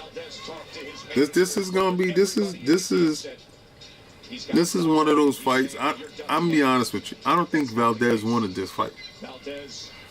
I think Valdez wanted to, take another fight or whatever, and he had no options but to take this fight and to get in there with Stevenson. I know Stevenson wanted to fight, but didn't your mama ever tell you be careful what you wish for? Be careful. Don't call the devil for the devil hear you. The devil show up. What you gonna do when the devil pop up in that room after you done called him, man? Devin Haney out there. He fighting Kambosos. That's gonna be a good fight for us, boy. Cause I'm gonna tell you right now, going into that fight right now, if you had me pick right now, you told me take my money and throw it down on the table, I'm gonna have to give my money to Kambosos right now. I don't know, man. It's kind of controversy. So as Canelo will take his seat alongside Raiders owner Mark Davis and top-ranked Hall of Fame promoter Bob Arum, we go to the national anthems with Mark Chanot. Ladies and gentlemen, before we walk the champions... Here Canelo's the only dude who had the entrance. Oh, what up, Italian Clowns? Coming to, gotta support the king. Glad I could watch it live. All hail the king. Blessings, Italian Clowns, with that $10 super chat. That's my dude. So, yo, main event about to start. These dudes about to get it popping. They got some old dude that's singing the Mexican anthem, and you gotta respect that. I love the fact that, each nationality, people don't know the whole ramifications about fights and what the gods and stuff used to do. They used to bring their champions, and each god had their fight song, and the song ring out, and then they champion to come out, and they champions to fight for their gods and stuff.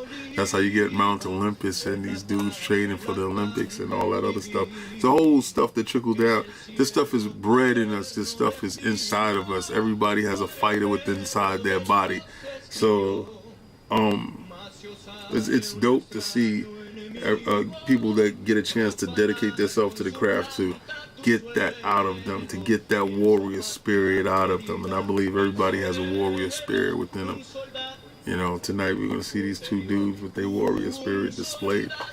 Then that's something that I can't, I think I'm going to be like a 90-year-old dude that only gets up for Saturdays to watch the fights.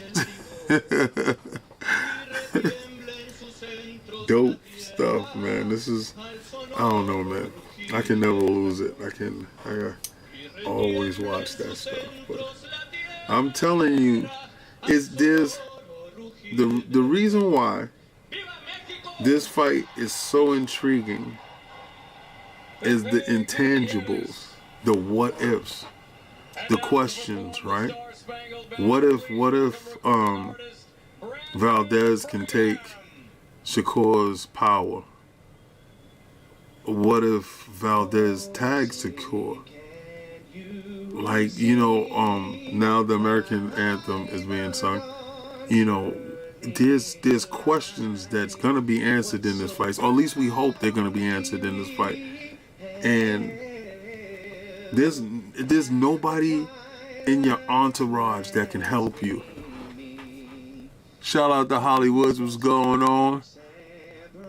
All right, $2 super chat. Keep it up, King. Love the work you putting in. Thank you, brother.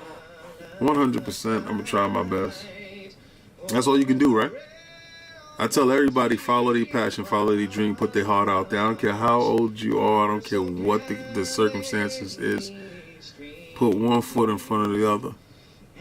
Yeah, there's always gonna be some form of adversity, but you gotta push through, man. Push through. But your corner can't fight for you. Your trainer can't fight for you. Only person that can fight for you is you. Like, you can't. Nobody else can train for you but you. So this is all incumbents upon the fighter. They can give you advice. They can give you guidance. They can give you help if you're willing to take that help. Nobody can take those punches for you. So, man, oh man, this is mano y mano. This is the tip of the spear. This is where the rubber meets the road. This is it right here. These dudes is getting ready to come out and they get ready to show exactly what they got. So all that talking all the way up to this. Now, you got to back up all that, whatever you said. So, you know, Valdez wasn't really saying nothing. He's doing this. Shakur was doing a whole lot of talking. Shakur called him a cheat. Valdez said one thing, just go around beating no women, allegedly, whatever that means. So we out here now. So I think Secure coming out first. Let me see. That's right. This is where boys become men. Javier at 90. Facts, my brother. That's right. Oscar don't lay down. Like, you can tell you got a don't lay down mentality. What type of mentality does that tell you, man? I just heard Shakur say that Oscar Valdez has a don't lay down mentality.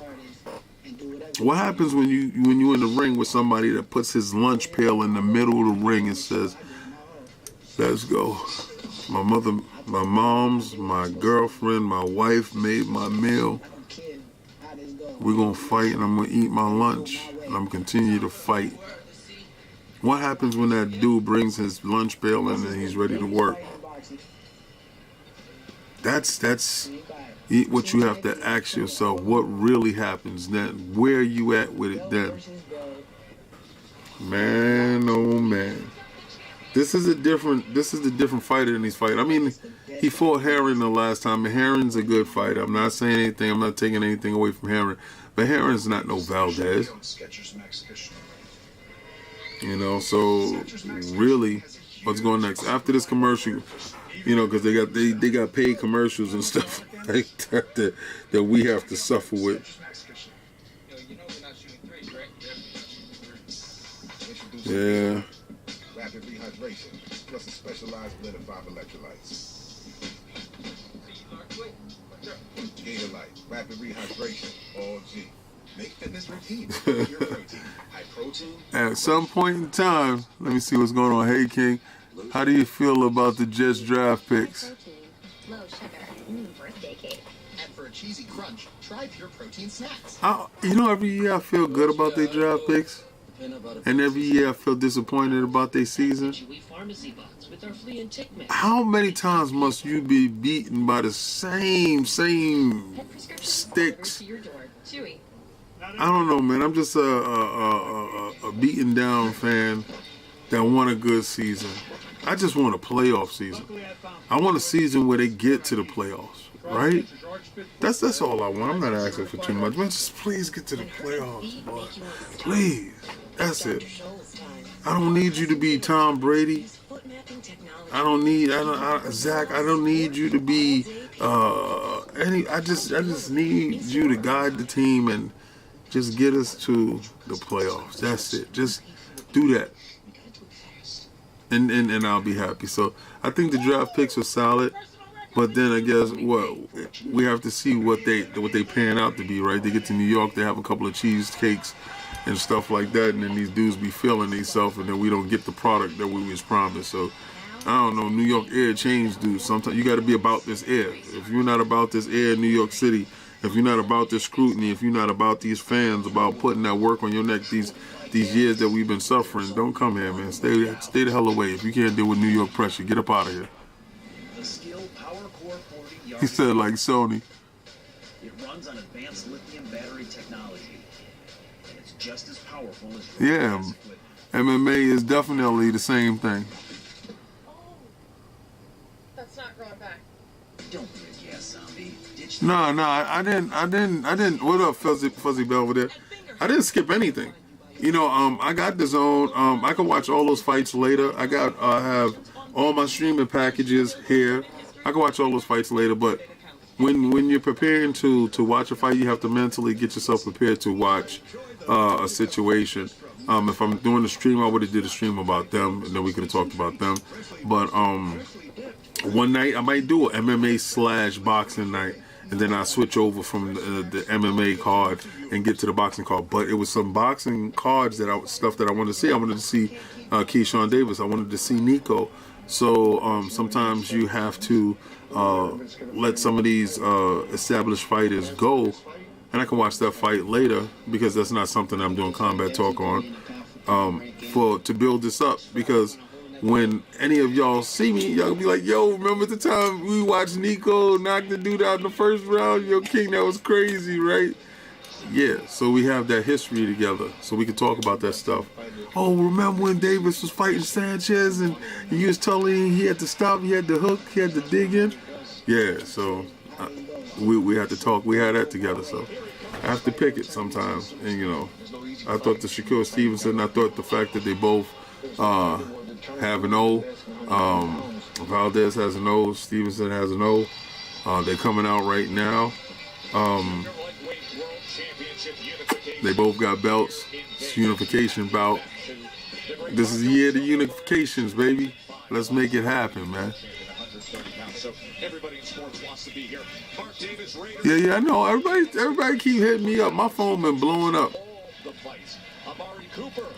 Amari Cooper's there. New York City is rocking right now. You got people all outside without their mask on. I thought I'd never see that. But we back at it. Tyrone Lue has settled in to see Valdez and Stevenson. Fighters love fighters. There is Nate Diaz. He came in a little earlier. Speaking of fighters, oh, Nick Diaz is out there. Shakur Stevenson is. Here's Jamal Herring. Yeah. Devin Haney's there. Look who he's sitting next to. He's sitting next to Bob Arum. Yo, you dudes better respect Bob Arum. They go Winky Wright. They go Bud. Bud is 35 years old and he's fighting. He's going to fight Errol Spence as soon as that contract gets signed. And Errol Spence is younger than him. I mean, but that car crash, man, made him 90 years old, boy. Put me in a car crash. I'm 106 tomorrow. All right, so Valdez is coming out first. That's crazy. It must have been a flip of a coin, because Valdez's name is on the billing as #1. So it must have been, okay, your name is on the billing as #1, but I'll come out second. I mean, sometimes dudes is on the A side. They be doing some diva stuff, man. I don't know.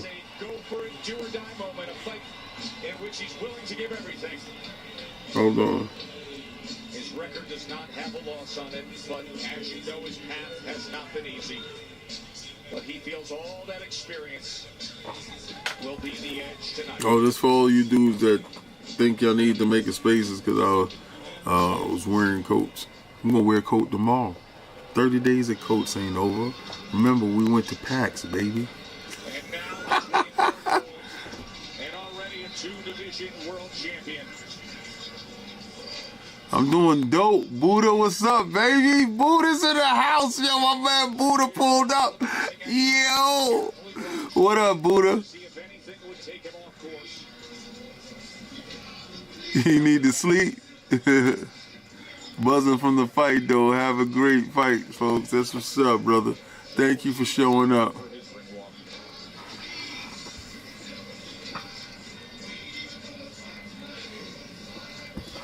My man Buddha. Buddha from Destiny. Buddha time crazy. That's my dude. Yo, you know what? I respect Buddha so much, man. Buddha was like, yo, man, playing Destiny. I ain't playing with the clan that much. I'm playing with my boy. Yo, King, man, you mind if I go and I lead the clan and I join my man clan? I said, I love the hell out of you, Buddha. Of course, man. I'll be like a Motel 6, man. I keep the light on for Buddha all day, man. Oh, man, listen. A little known fact, King is trying to get out to Cali to be out there at that event, man. If Xbox hits me up, man, the boy might be gone. But it would only be for 2 days. It would be the day that you get there, the day of the show, and I'll leave that night. Because there ain't no need to be running around E3 because there ain't no E3 there. So it'll just be literally whatever they have there that day. I'll probably fly in, go to that day, and then fly out if need be, if it is what it is. That event is June 12th. June 12th. Remember, Xbox owns June. So Secure came up to the ring. He didn't waste any time.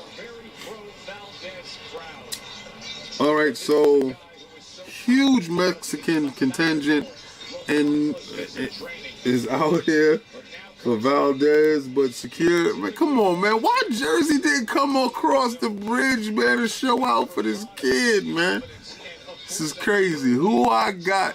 I got Shakur by 9th round, TKO stoppage. I think that Valdez is going to want to continue, but I think he won't be able to continue. But, yo, I've been wrong plenty of times in the past.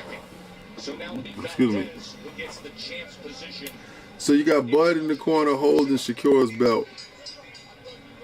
So, Bud had one fighter that actually won tonight. That was Shaun Davis. So, here we go to Panthers on the chest. Iron Lord podcast on the chest. Boxing feeling good. Let's go. Let's go. You like Shakur a lot? Yeah. Me too. Me too. I would have kept my hair cut a little bit lower though. I don't know, man. I'm a weirdo. Keep my hair cut a little bit lower. You ain't get the joke? Come on, stop playing with me. I'd have kept my hair cut a little bit lower. Haircut low. Stop playing with me.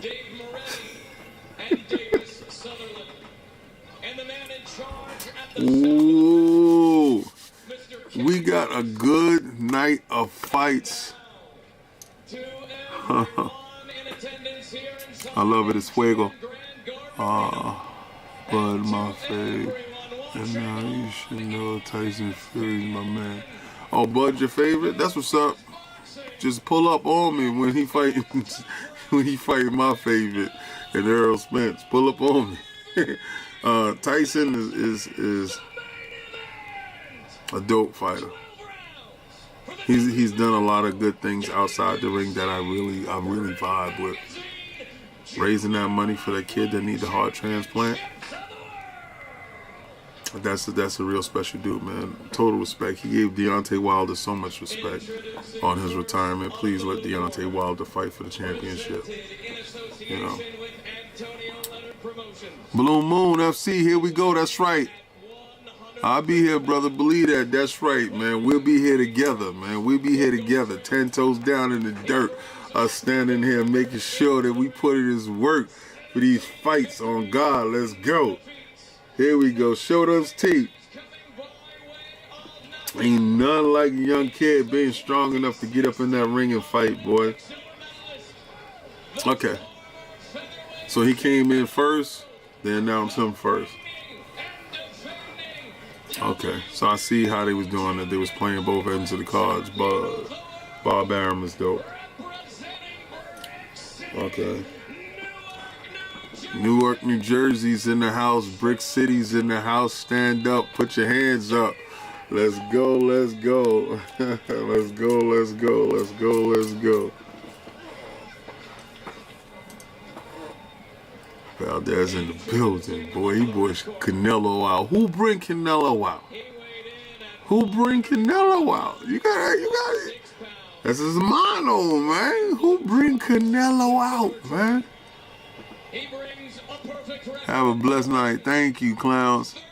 Heading to bed. Gotta watch the rest tomorrow. God bless. I feel you, brother. Thank you so much for showing up, man. You know I'm a night owl. My night just begun. It's only just begun.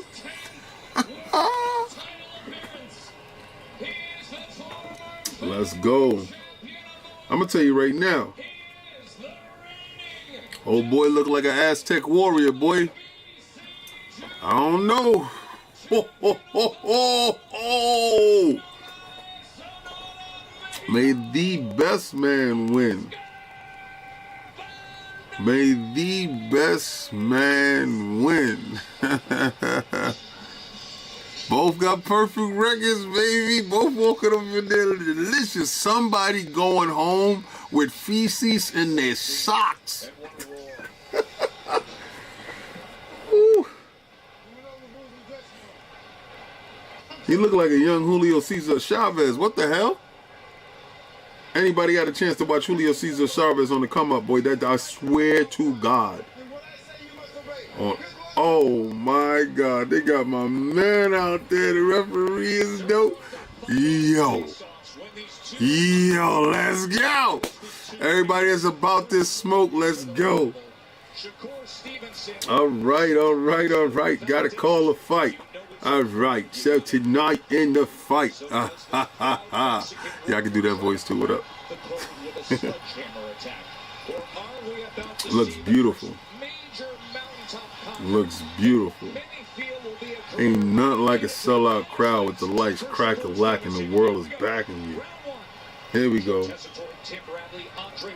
All right, so they both in the middle of the ring.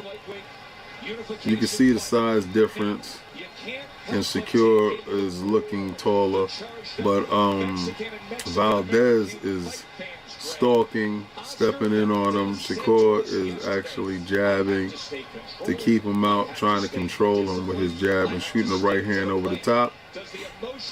And Valdez goes underneath with a left hook while trying to stay out of the range of the jab from Secure. Still in the middle of the ring. Secure doing the range, find the jab. Oh, and he hit him with a right hand. He hit a Valdez with a right hand. Valdez swung wildly and missed.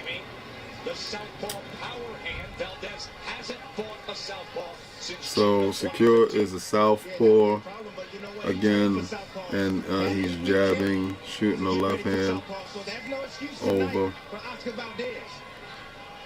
So, all right, Valdez again does the same wild tripping up over his feet, and I guess it's because he doesn't know how to fight a southpaw. It makes no sense to me.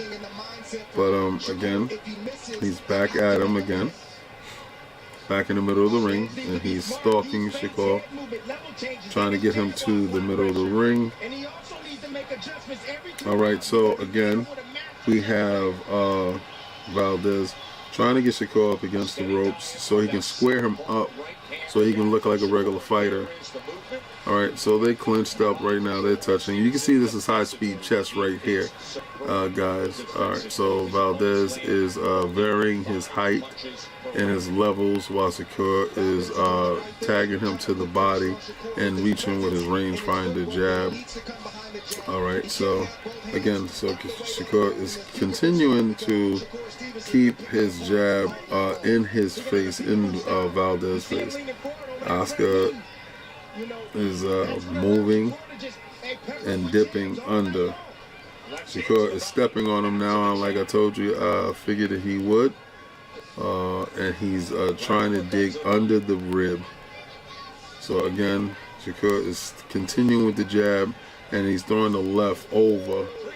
All right, so again, this is what I'm talking about, where you continue to keep your spots open in the fight. Secure is controlling the fight and his jab, but Valdez caught him with a nice left hook. Secure took it well, and he has Valdez back to the rope. Valdez circles to the middle of the ring, and the round is over. Very good work. If I was to give that round to anybody, I would have to give that round to Stevenson. Stevenson did a little bit more of the work by keeping his rangefinder in his face. It's his right hand, which is his jab, and he's shooting the straight left to either to the body or bringing it around across to his face. Very good stuff. Valdez looked a little bit off in the middle of that round. Yeah, Secure power punches is moving him back, but Valdez is doing a little too much. Yeah, and this is true. We're both watching the same things, and that's nervous energy, right? So you figure by the fourth round, that's when they settle down. They actually get into the fight when they settle down. I honestly think Valdez in that first round was expecting a lot more from Shakur, and I think he's going back, processing it in the second round to come out and show a little bit more. So now they're in the middle of the ring. Round 2 started. So now Valdez is calming down a little bit more, but he can't keep allowing Shakur to throw these jabs, these range-finding jabs out there. And see, Shakur throws a right hand over after he throws the jab. He throws his right hand hook over the jab, and he's setting up uppercuts because Valdez is just leaning in forward. All right, so Valdez is trying to figure out the puzzle, and Shakur keeps turning his Valdez's back towards the rope. He's controlling the distance. He's controlling the ring. He's controlling Valdez. To the hook, check hook, and he's throwing strong punches to the body. Valdez is trying to catch and pitch. And right now, Valdez is trying to get close to Shakur, trying to start landing some punches. There it is. See, there it is. It's Shakur is continuing to land the jab, left hand, and the left hand is the one that's doing the most of the bulk of the jab damage on Valdez. Okay, now so Valdez got Shakur against the rope. Shakur spun off and grabbed. So the goal is not to let Valdez get Stevenson against the ropes, and to actually pivot off the ropes anytime Stevenson does get him on the ropes. But Shakur keeps landing the straight left down the pipe, and Valdez is throwing punches in bunches right now, hitting Shakur to the body, hitting his elbows, and he's pushing him to the ropes. Now Valdez is showing some life. Yes. He's going straight, and he's definitely giving Stevenson something to look out for. Valdez is working now. Valdez is most productive half of the round. Stevenson is sitting there trying to figure out what Valdez is doing next. Valdez is going old school Chavez, like I figured that he would. And he hit Stevenson with a straight right. Very, very good round for both. I still give Stevenson this round because he was busy in the middle of the round and he was busy in the beginning of the round. You say Valdez brought it up at the end of the round. But what Valdez notices now is that he has to abandon going to Stevenson's head and to just target his body, target his elbows, target anything that he can hit, that he can break. So whatever he lands on, he must break. Let me see what's going on. 2-0 Shakur. That's definitely true. King, love you, brother. But this is 2-0 to blood my head out. That's what's up, brother. God bless. See you soon.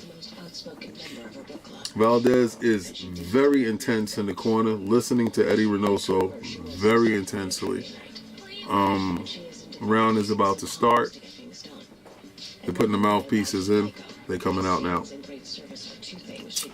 You got to give it to him. Hopefully he implements what Eddie Reynoso wants done. He's in the middle of the ring. Valdez is, and he's going to Stevenson. Stevenson is meeting him with a rangefinder jab, just touching Valdez's gloves to shoot the left under the body or over the top. Very good. All right, so now Valdez is jabbing, and he's getting Shakur to the rope. Shakur circling around. And again, Valdez is trying to the body. He's trying to hit anything that he can get his hands on. This round, he's actually pushing Stevenson back some. And they're back. Okay. So Valdez is actually landing a straight right, and he's going under Mike Tyson style, under Stevenson's jab. Stevenson's back to range finding, and Stevenson wants a little bit of get back by going to the body. Do we get a chance to see the warrior heart of Stevenson? That's right. Oh, beautiful right hand off the break from Stevenson. Stevenson is throwing a left to the body.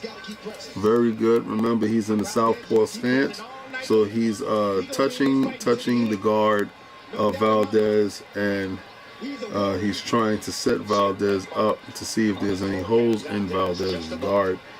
And Valdez keeps throwing a straight right and he moves Shakur Stevenson's head back every time he does so. So now Valdez is getting the respect of Stevenson by pushing him back to the ropes, and he's shooting straight right hand down the pipe. This is definitely turning into something that we wanted to see. Valdez is landing, Shakur is landing. They're back into the middle of the ring. Who gets the chance to work their strategy off? Valdez is hunting right now, and he's shooting right hands out of the pop-up stance. He's chasing them. Stevenson is falling back. Again, Valdez is chasing them. Stevenson turned him. And this is definitely what we expected to see. Stevenson has Valdez up against the ropes, range finding. Valdez spun back to the middle of the ring, and now Stevenson's back is towards the ropes, and Valdez is stalking him. Right hand, left hook by Valdez, and he taps his gloves. Stevenson hits him low. Valdez looks at him like, come on, man, those are the jewels. I need those for later. And the round is over. I will give that round to Valdez. I will give it's 2-1. Valdez did the most. All right, so we in agreement right now. Yeah, Mike was a destroyer of men. Valdez did wake up. I always wanted a house with historic architecture. Yeah. Well, he is controlling the space, but I think we both got, all of us got it right now so far. I think it's 2-1, right? What was Valdez doing that was different? He started landing that straight right hand out of the pop-up stance. So he'll swing under, pop up, and he'll shoot the right hand. And Stevenson's face is right there. Stevenson got confused by it because he did it a couple of times in a row. All right, so round 4 starting right now. Let's go. What up, Addict? All right, so again, Valdez comes across the ring again. Stevenson throws his jab. Valdez is not in a pop-up stance. He's shooting the right hand, and he's trying to time him with the left. He wants to get him with that left, but he's crisscrossing him. He's crisscrossing him. And when I'm telling you he's crisscrossing him, he's walking him down. All right. But Shakur is actually throwing the jab and shooting the left over the top. Remember, he's in the southpaw stance, so he's not throwing a left-handed jab. He's throwing a right-handed jab and shooting the left down the pipe. And he's digging Valdez to the body. Valdez is still in the center of the ring. Busy hand movements, looking like a young Julio Cesar Chavez Valdez is. And here we go again, back to the middle of the ring. Same business. Shakur Stevenson controlling distance. You got a jab, you got a left hand, and a cross, and he's bringing it up the middle. So again, what I would tell Valdez to do is throw straight right hands, throw double ups, 2 straight right hands, and then hook off of the left when he gets the chance to touch the second right hand. That's what I would tell him to do going into this round here. But again, he did it. He did exactly what I said. Double right hand, and he hooked off of exactly. He has Shakur in the corner, and he's landing hella shots That's exactly what I told him that I would have told him to do. Shoot the double right hand, and when he gets him up against the ropes, as soon as the second right hand lands, you throw the left under the body. It works all the time. That's something that you're supposed to do to southpaws. Again, so Valdez is back in the middle of the ring. He's being pushed up to the back of the ropes now, and Shakur is stabbing him to the body with the jab and coming over the top with the right hand. He's throwing 3-4 shots. Valdez is eating these shots. I don't think that he should, because the perception of the round being lost is here. So again, he has to push. He's pushing. There we go. He's going after Shakur. He's getting Shakur against the ropes. I think this is the only fight that Valdez can win, is by roughing Shakur up. Because if he allows Stevenson to dictate the jabbing and the stabbing with the left, that's not a fight that he can win. Absolutely. Disgusting. No. This is a fantastic chess match. High-speed chess. I say after the 5th round, the fight will definitely open up. Another round to Stevenson. Stevenson is winning 3-1 in my opinion. The determination and the focus that it takes. If you're not all in. That round, Stevenson let that round slip away. He should have worked harder in that round. You have to really dig down deep, and you got to find that grit. Use that determination and that grind. Never give up. This is definitely crazy. Attic is up late. You're not playing no more. Well, Elden Ring is over for Attic. Attic is playing some other stuff. At the moment, Elden Ring is still popping with the king.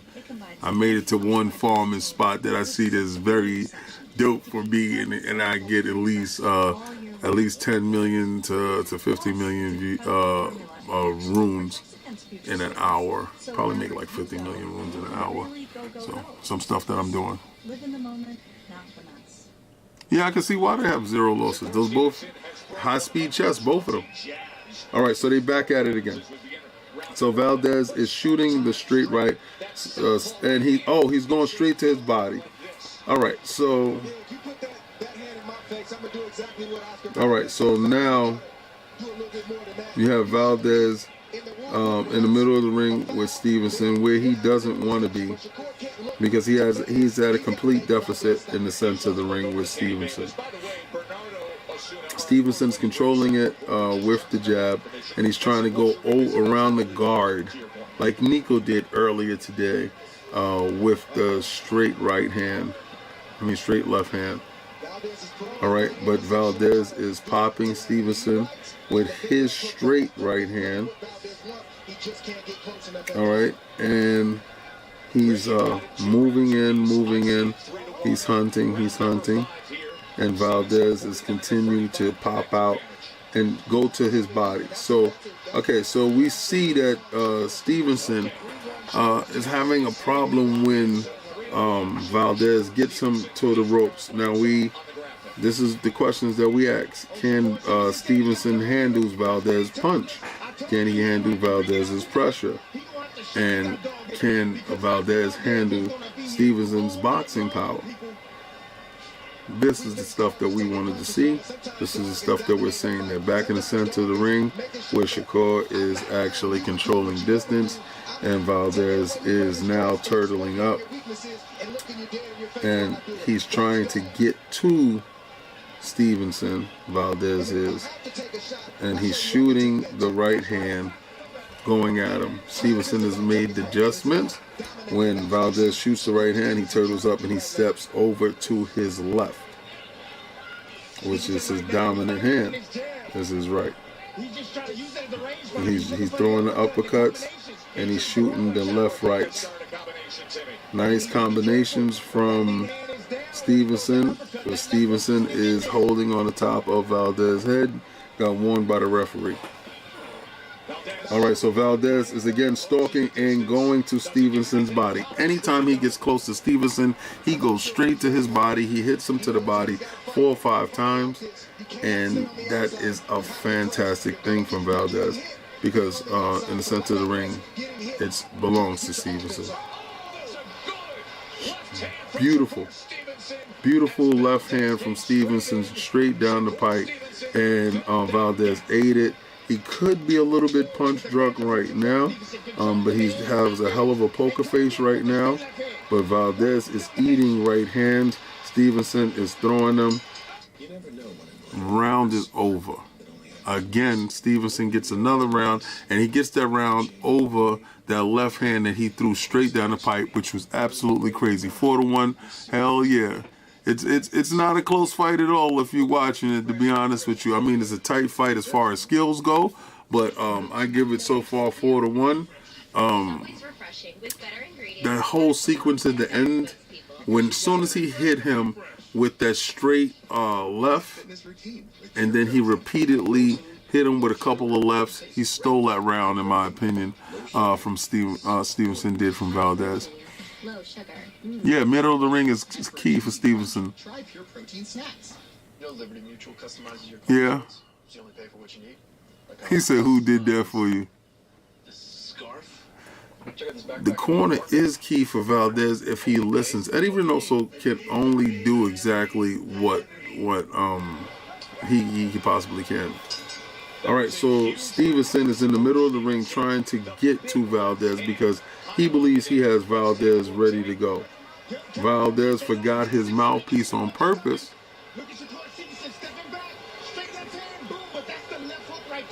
So again, they forgot the mouthpiece, and Valdez gave Valdez some time. Valdez is circling around the referee, and now they're in the middle of the ring right now. So right back at it. This is round number 6. Got 12 rounds to go. There you go. Oh my God. Oh, so Stevenson just dropped Valdez. Valdez swung with a wild left hook. Stevenson hit him with uppercut, and he dropped him. Beautiful knockdown. Stevenson is going with the strong right hand. Strong right hand. Strong left hand to drop Valdez. He's doing uppercuts, right hands over the top.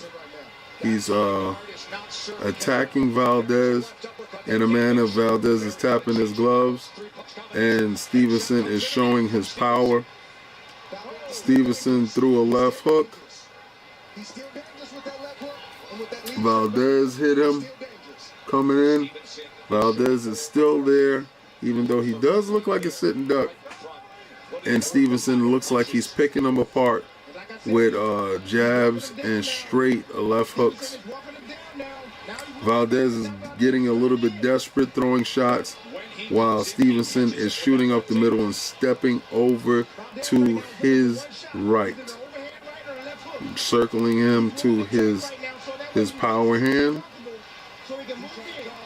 And Valdez is continuing to throw shots. So it may be darkest before the storm, but Valdez is still there to throw straight right hands, while Stevenson is throwing the 1-2 and going straight towards Valdez. This is fighting at its finest. This is high-speed chess. This is mano a mano. This is when you got to dig deep. And Valdez just dug deep. And he just got caught with a hell of a right hand. But he's hitting Shakur in his hips. He's throwing right hands. Shakur is letting his hands go. He hit him to the body. He hit Valdez to the body. Valdez backed up. He thought the punch was low. And again, this is it right now. These guys are out here to give their all. Valdez, you will know, gave 100%. If this fight doesn't go in his favor, because it's looking like Shakur is picking him apart. Looks like a vulture picking at the bones of a carcass.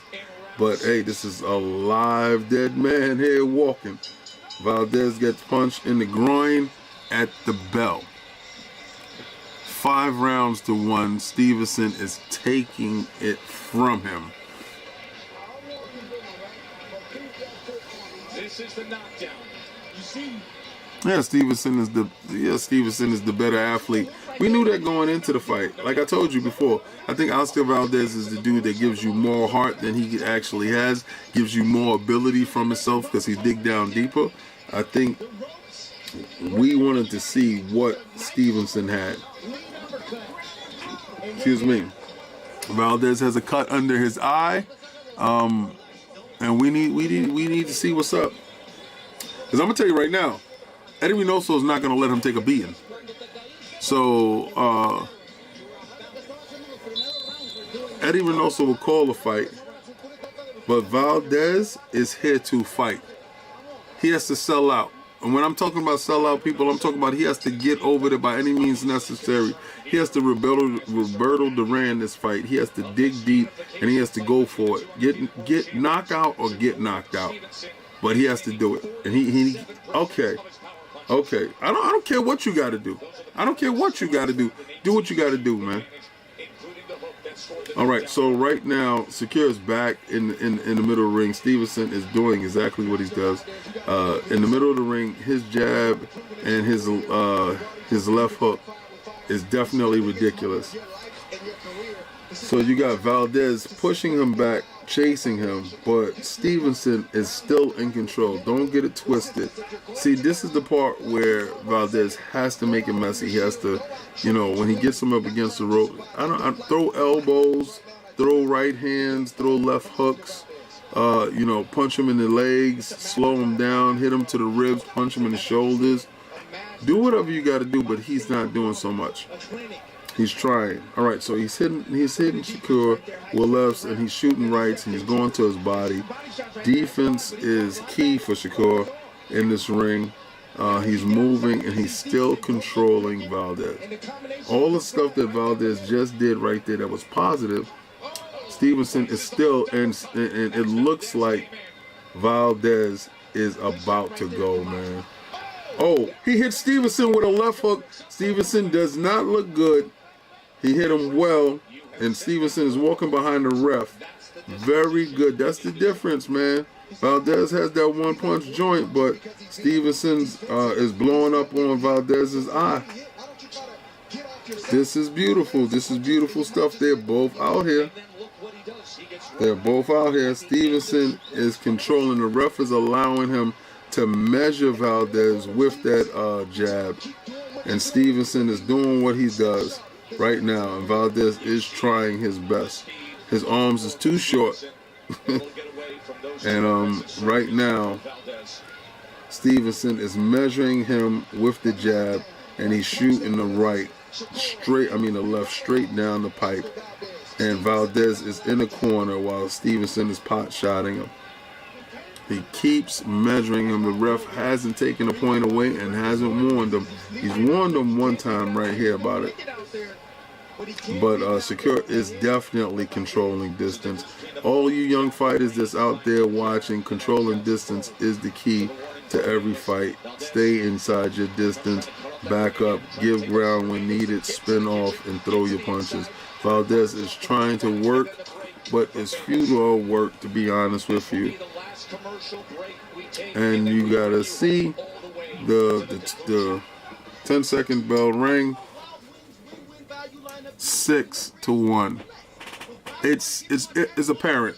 All right. So in the ring, Stevenson gets him out there with that jab. He jabs him out there. He jabs him out there. He jabs him out there. He jabs him out there, and he shoots the left under the body, or he brings it over the top, and he's keeping that distance on him. And he can't get past that distance. It's his short hands, I guess. You said this is Valdez round? Nah, buddy. 6-1. Okay, Taz. I mean, you give him that one round. I couldn't find it. He got hit with a couple of shots that wasn't delicious. You gotta always ask yourself, who would you rather be in that round? And that round tells you who won. Because us as humans, we wouldn't want to put ourselves in harm's way. So, here we go. So round 8 has just started, and Valdez is running, chasing Stevenson across the ring. He hits Stevenson with a right hand. Stevenson ducks under. It doesn't take any more punches, any more shots. It's really one shot and done, and then he ties up Valdez. So again, now Valdez gets hit with a couple of shots from Stevenson in the middle of the ring.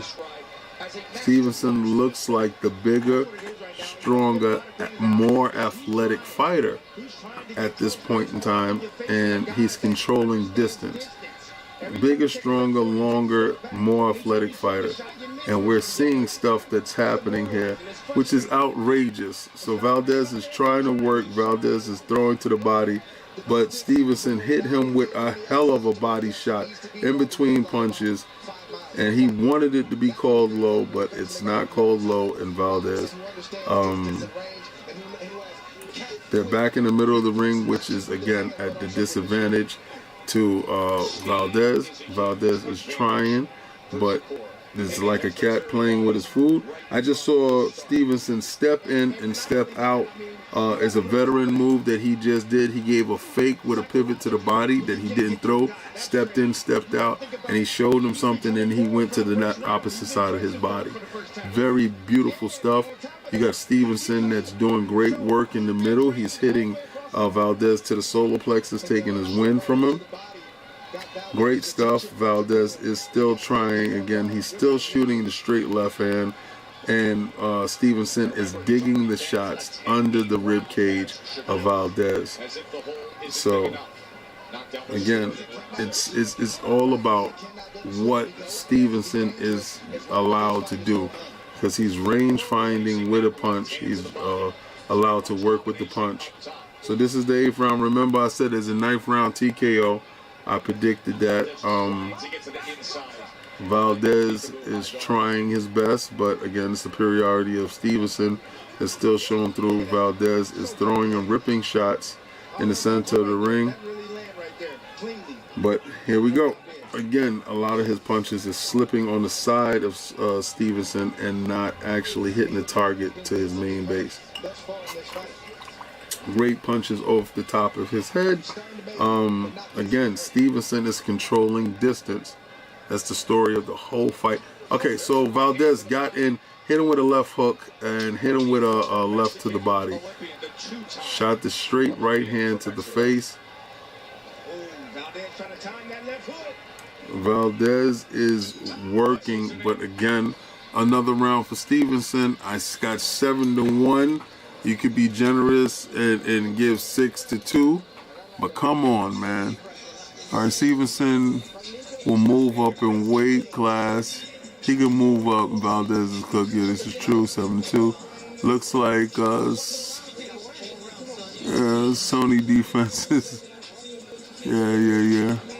Secures around. Yeah. They listen. High speed chess, anytime you see great boxing and you have two fighters that are presented to fight well with each other, they actually is down to matchmaking, right?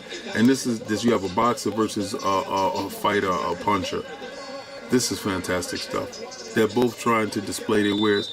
I just feel that Shakur is younger, stronger, taller, and a little bit more athletic. Let me get this out of there. Two undefeated champions unifying here at 130 pounds. Power punches. Stevenson a 96-64 advantage. There we go. And productive, we can't have Wild for the Night in the chat. It ain't no mods, man. It's just me out here. I'm gonna have some mods later, man. All right, so Valdez is shooting a straight right hand, which works against southpaws. All right, and he hits Shakur again on the lean back. There you go. He's digging up through the body. Valdez has to stay firm, but I remember I picked this round for Stevenson, so I expect a TKO in this round. He's has Valdez back towards the corner, and Stevenson is moving him with punches that shouldn't move Valdez, and he's hitting him with straight right hands to jabs and straight lefts. It's absolutely ridiculous. Remember I told you the difference between Devin Haney and Shakur Stevenson is I think Shakur Stevenson has more power in his shots than Devin Haney. You know, but Valdez is valiantly fighting back, and he's hitting, but Stevenson is throwing more up in his repertoire. He's more comfortable. You're watching both fighters, and you're seeing a more comfortable, more relaxed fighter in Stevenson. You know, shooting left uppercuts. I mean, shooting right uppercuts, and shooting jabs, and controlling the fight in the manner that he's controlling it. It's absolutely astounding to see such a young fighter with such a command of the ring, and it is dope to see Valdez actually trying his best. Again, straight right hands. Valdez keeps trying to land, and he does land the straight right hand, and he really wants to, you know, put a hurt on Shakur Stevenson, but again, Valdez is still pushing these punches. All right, he's pushing. Stevenson hit him with a left uppercut straight up the middle. I mean, a right uppercut straight up the middle. Again, this is beautiful. Good work. Oh, he tried. They both tried. And again, well, my prediction fell flat. 9th round TKO. I give the round again to Stevenson's. He backed him up the whole round. He had Valdez out of sorts with a couple of the uppercuts, a lot of the straight jabs, and the straight left hands. This absolutely ridiculous. Good stuff though. Definitely good stuff. If it's a one-sided fight in terms of skill, but again, I have to give Valdez his props. He hasn't given up yet. His body language hasn't said that. We in here. What's going on? Merc, what's good? What up? We're in here.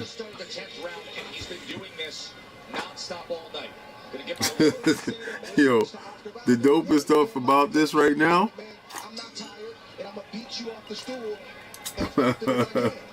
Valdez he don't care, man.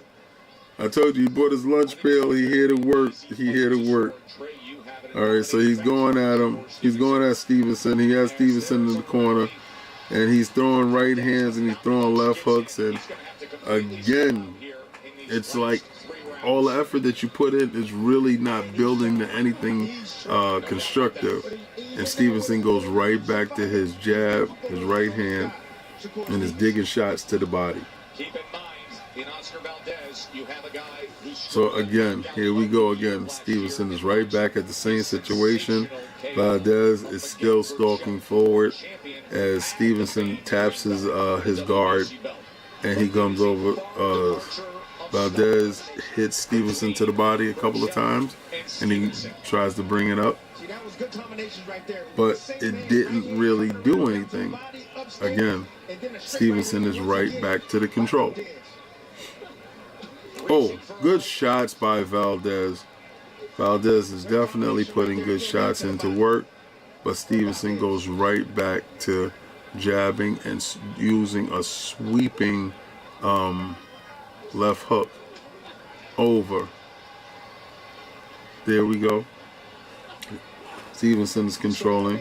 Valdez is trying to box, throwing the right hand. But Stevenson is controlling Valdez. Jabbing, and then he'll stab him with a left. Oh, Valdez is coming. All right, so He's trying to land something. Here we go. So Stevenson is backing him up to the ropes. And he's going straight to the body of Valdez. Valdez is moving in Mike Tyson style. And he's going to Shakur's body. Oh my God. Crazy uppercut. But I'm seeing more punches right now land for Oscar Valdez. This is Oscar Valdez's best round. Best round by Oscar Valdez. Valdez is leaping in, throwing left hooks to the body. Excuse me. Stevenson has not showed me the next gear to his shots.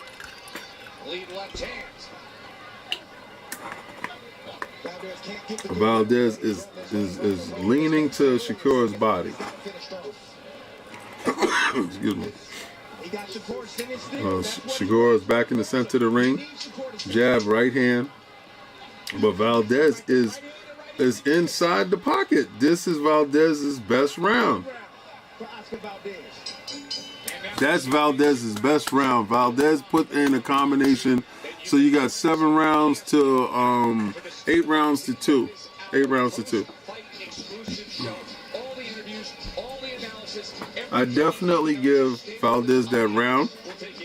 I don't know if Shakur took the round off. I don't know what happened. I don't know if he got hit with a shot that actually affected him.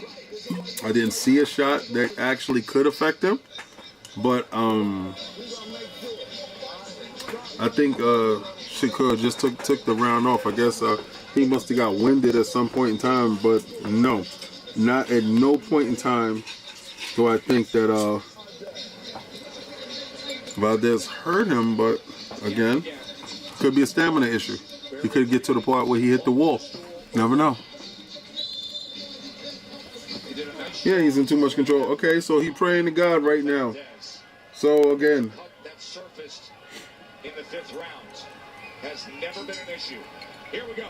Championship rounds. All right, so here we go. Championship rounds. Let's go. Round 11. Stevenson is in the center of the ring, doing this 1-2. And Valdez is still throwing.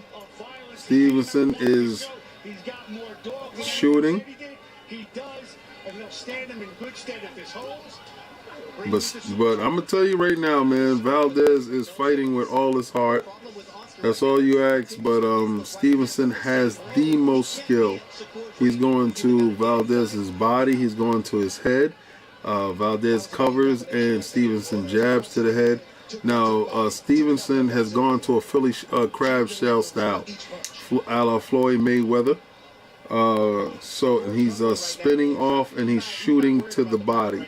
All right, so the style that he's using right now is actually really good towards anybody that's in rushing, because you're able to turn and throw uppercuts straight up the middle, which he's doing.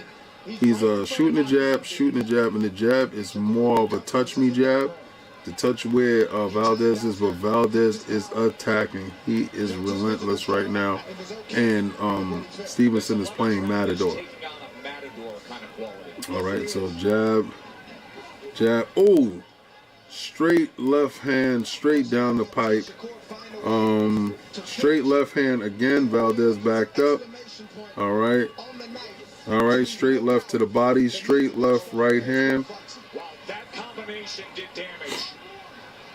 All right, so this is the 3rd time that the ref has warned Stevenson about measuring Valdez, and Valdez comes off the break with a double left hook. So see, Stevenson is back in the middle of the ring throwing combinations, and to be honest with you, Valdez is trying his best, but Stevenson is so far on the scorecards, to be honest with you. What's going to happen, right? Valdez has to sell out. Valdez has to land something that can actually beat this guy. But, okay, here we go. That was beautiful work. Valdez is, Stevenson is shooting a left and a right. Beautiful stuff. Oscar is having a little success in the inside, going down to the body, but Shakur wants this type of fight.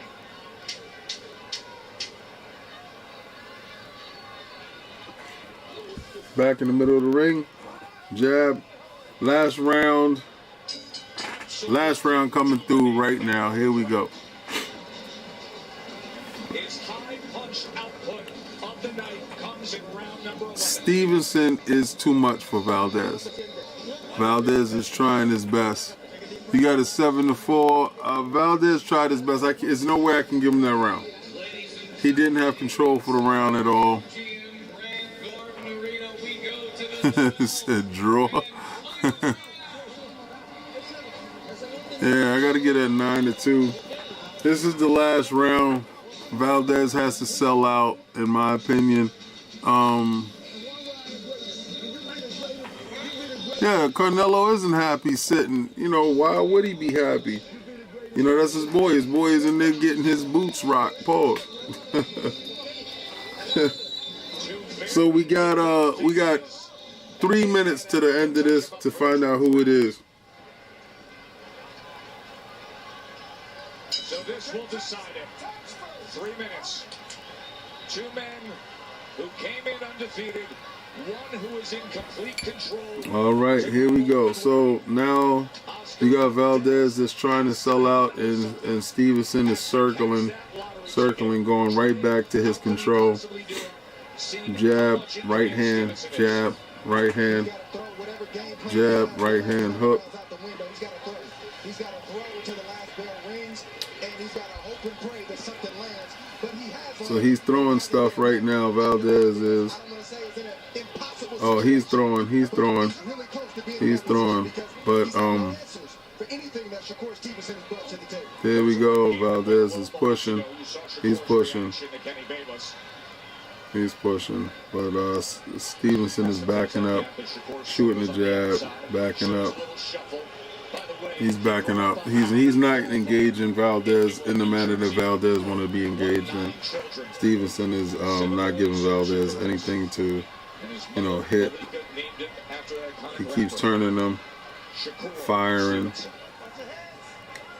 He has Valdez up against the ropes, trying to bleed time. Jab, hook to the body from Shakur.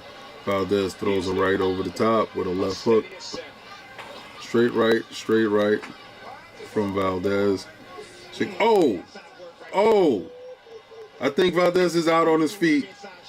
I think if Shakur ever realized that that's what he has in front of him, then he knows, because he landed a short right, but Valdez comes right back to work, and Stevenson goes right into his shots.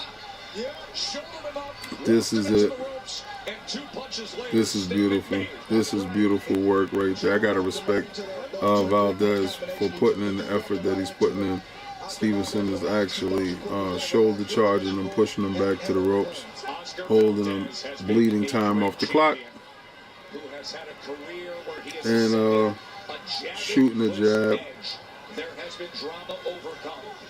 There goes the left hands, grabbing, pushing him back to the ropes. I gotta respect Valdez. I gotta respect Stevenson, but I gotta respect Valdez because going up against insurmountable odds, and I'm pretty sure he is fighting with a concussion at least from round 4, you know. But Stevenson definitely has beat him, and you can tell. Stevenson knows exactly. He's the champion. He won. Stevenson is running, putting his arms up in the champion pose, and the fight's over. I mean, I don't like to see my champions win in that fashion at the end like that, you know, like taking my ball and running. Yeah, but yo, float like a butterfly, sting like a bee. Rumble, young man, rumble. Baby, that. The boy looked good. He passed his first test. This is his first test, his first real test. I mean, you could say Jamal Herring was his first real test, but no, this Oscar Valdez test was crazy. He called Oscar Valdez out for years. He finally got the chance to fight Oscar Valdez, And I guess Eddie Reynoso knows exactly that this style is very hard to fight. And again, I got to give that 10 rounds to 2 Shakur Stevenson. It was an utter masterclass of a fight. Shakur definitely did everything to obtain both belts. Valdez can come back and fight somebody else, but Stevenson is absolutely too much for him. 100%. This is definitely dope. Nah, be 7-5. Nah, you wildin'. I can never give him 7-5. You wildin'. You wildin'. That's absolutely nuts. Plus a specialized blend of 5 electrolytes.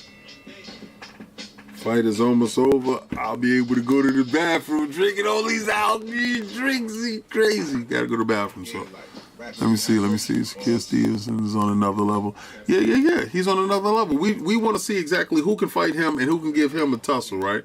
And what division can that be?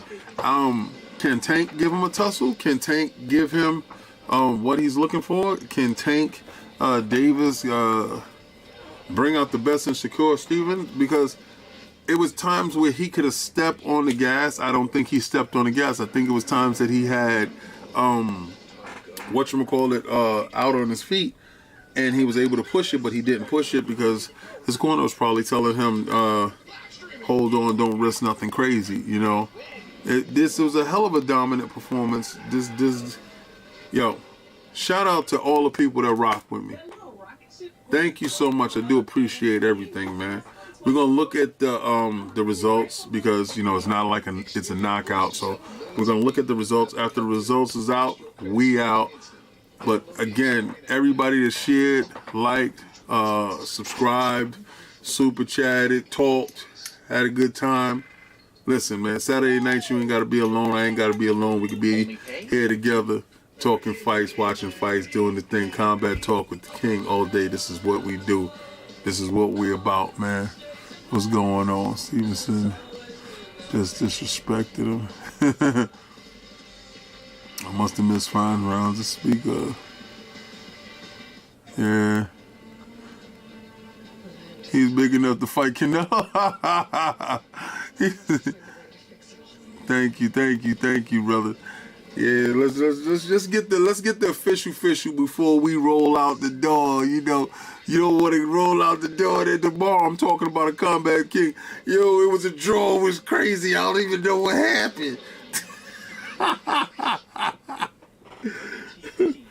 Yo, shout out to PlayStation for having a commercial on my pay-per-view.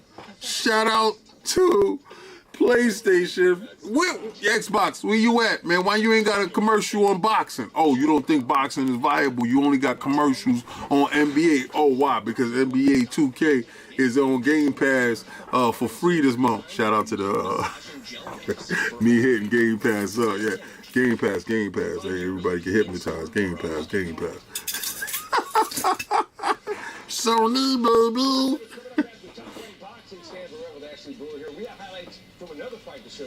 Woo-wee. Oh man, I gotta go to the bathroom bad. This is crazy. I gotta get that fight pause screen, man, so I can just go. As soon as they ring this out, I'm gonna shoot up out of here, boy. I'm shaking in my chair. This is crazy.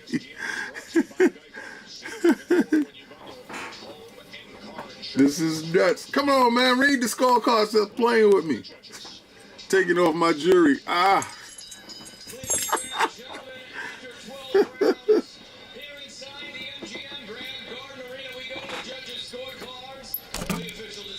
Sorry. Official decision. 117-110.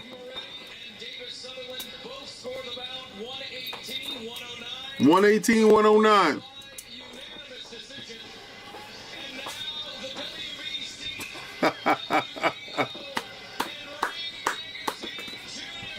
Three belts.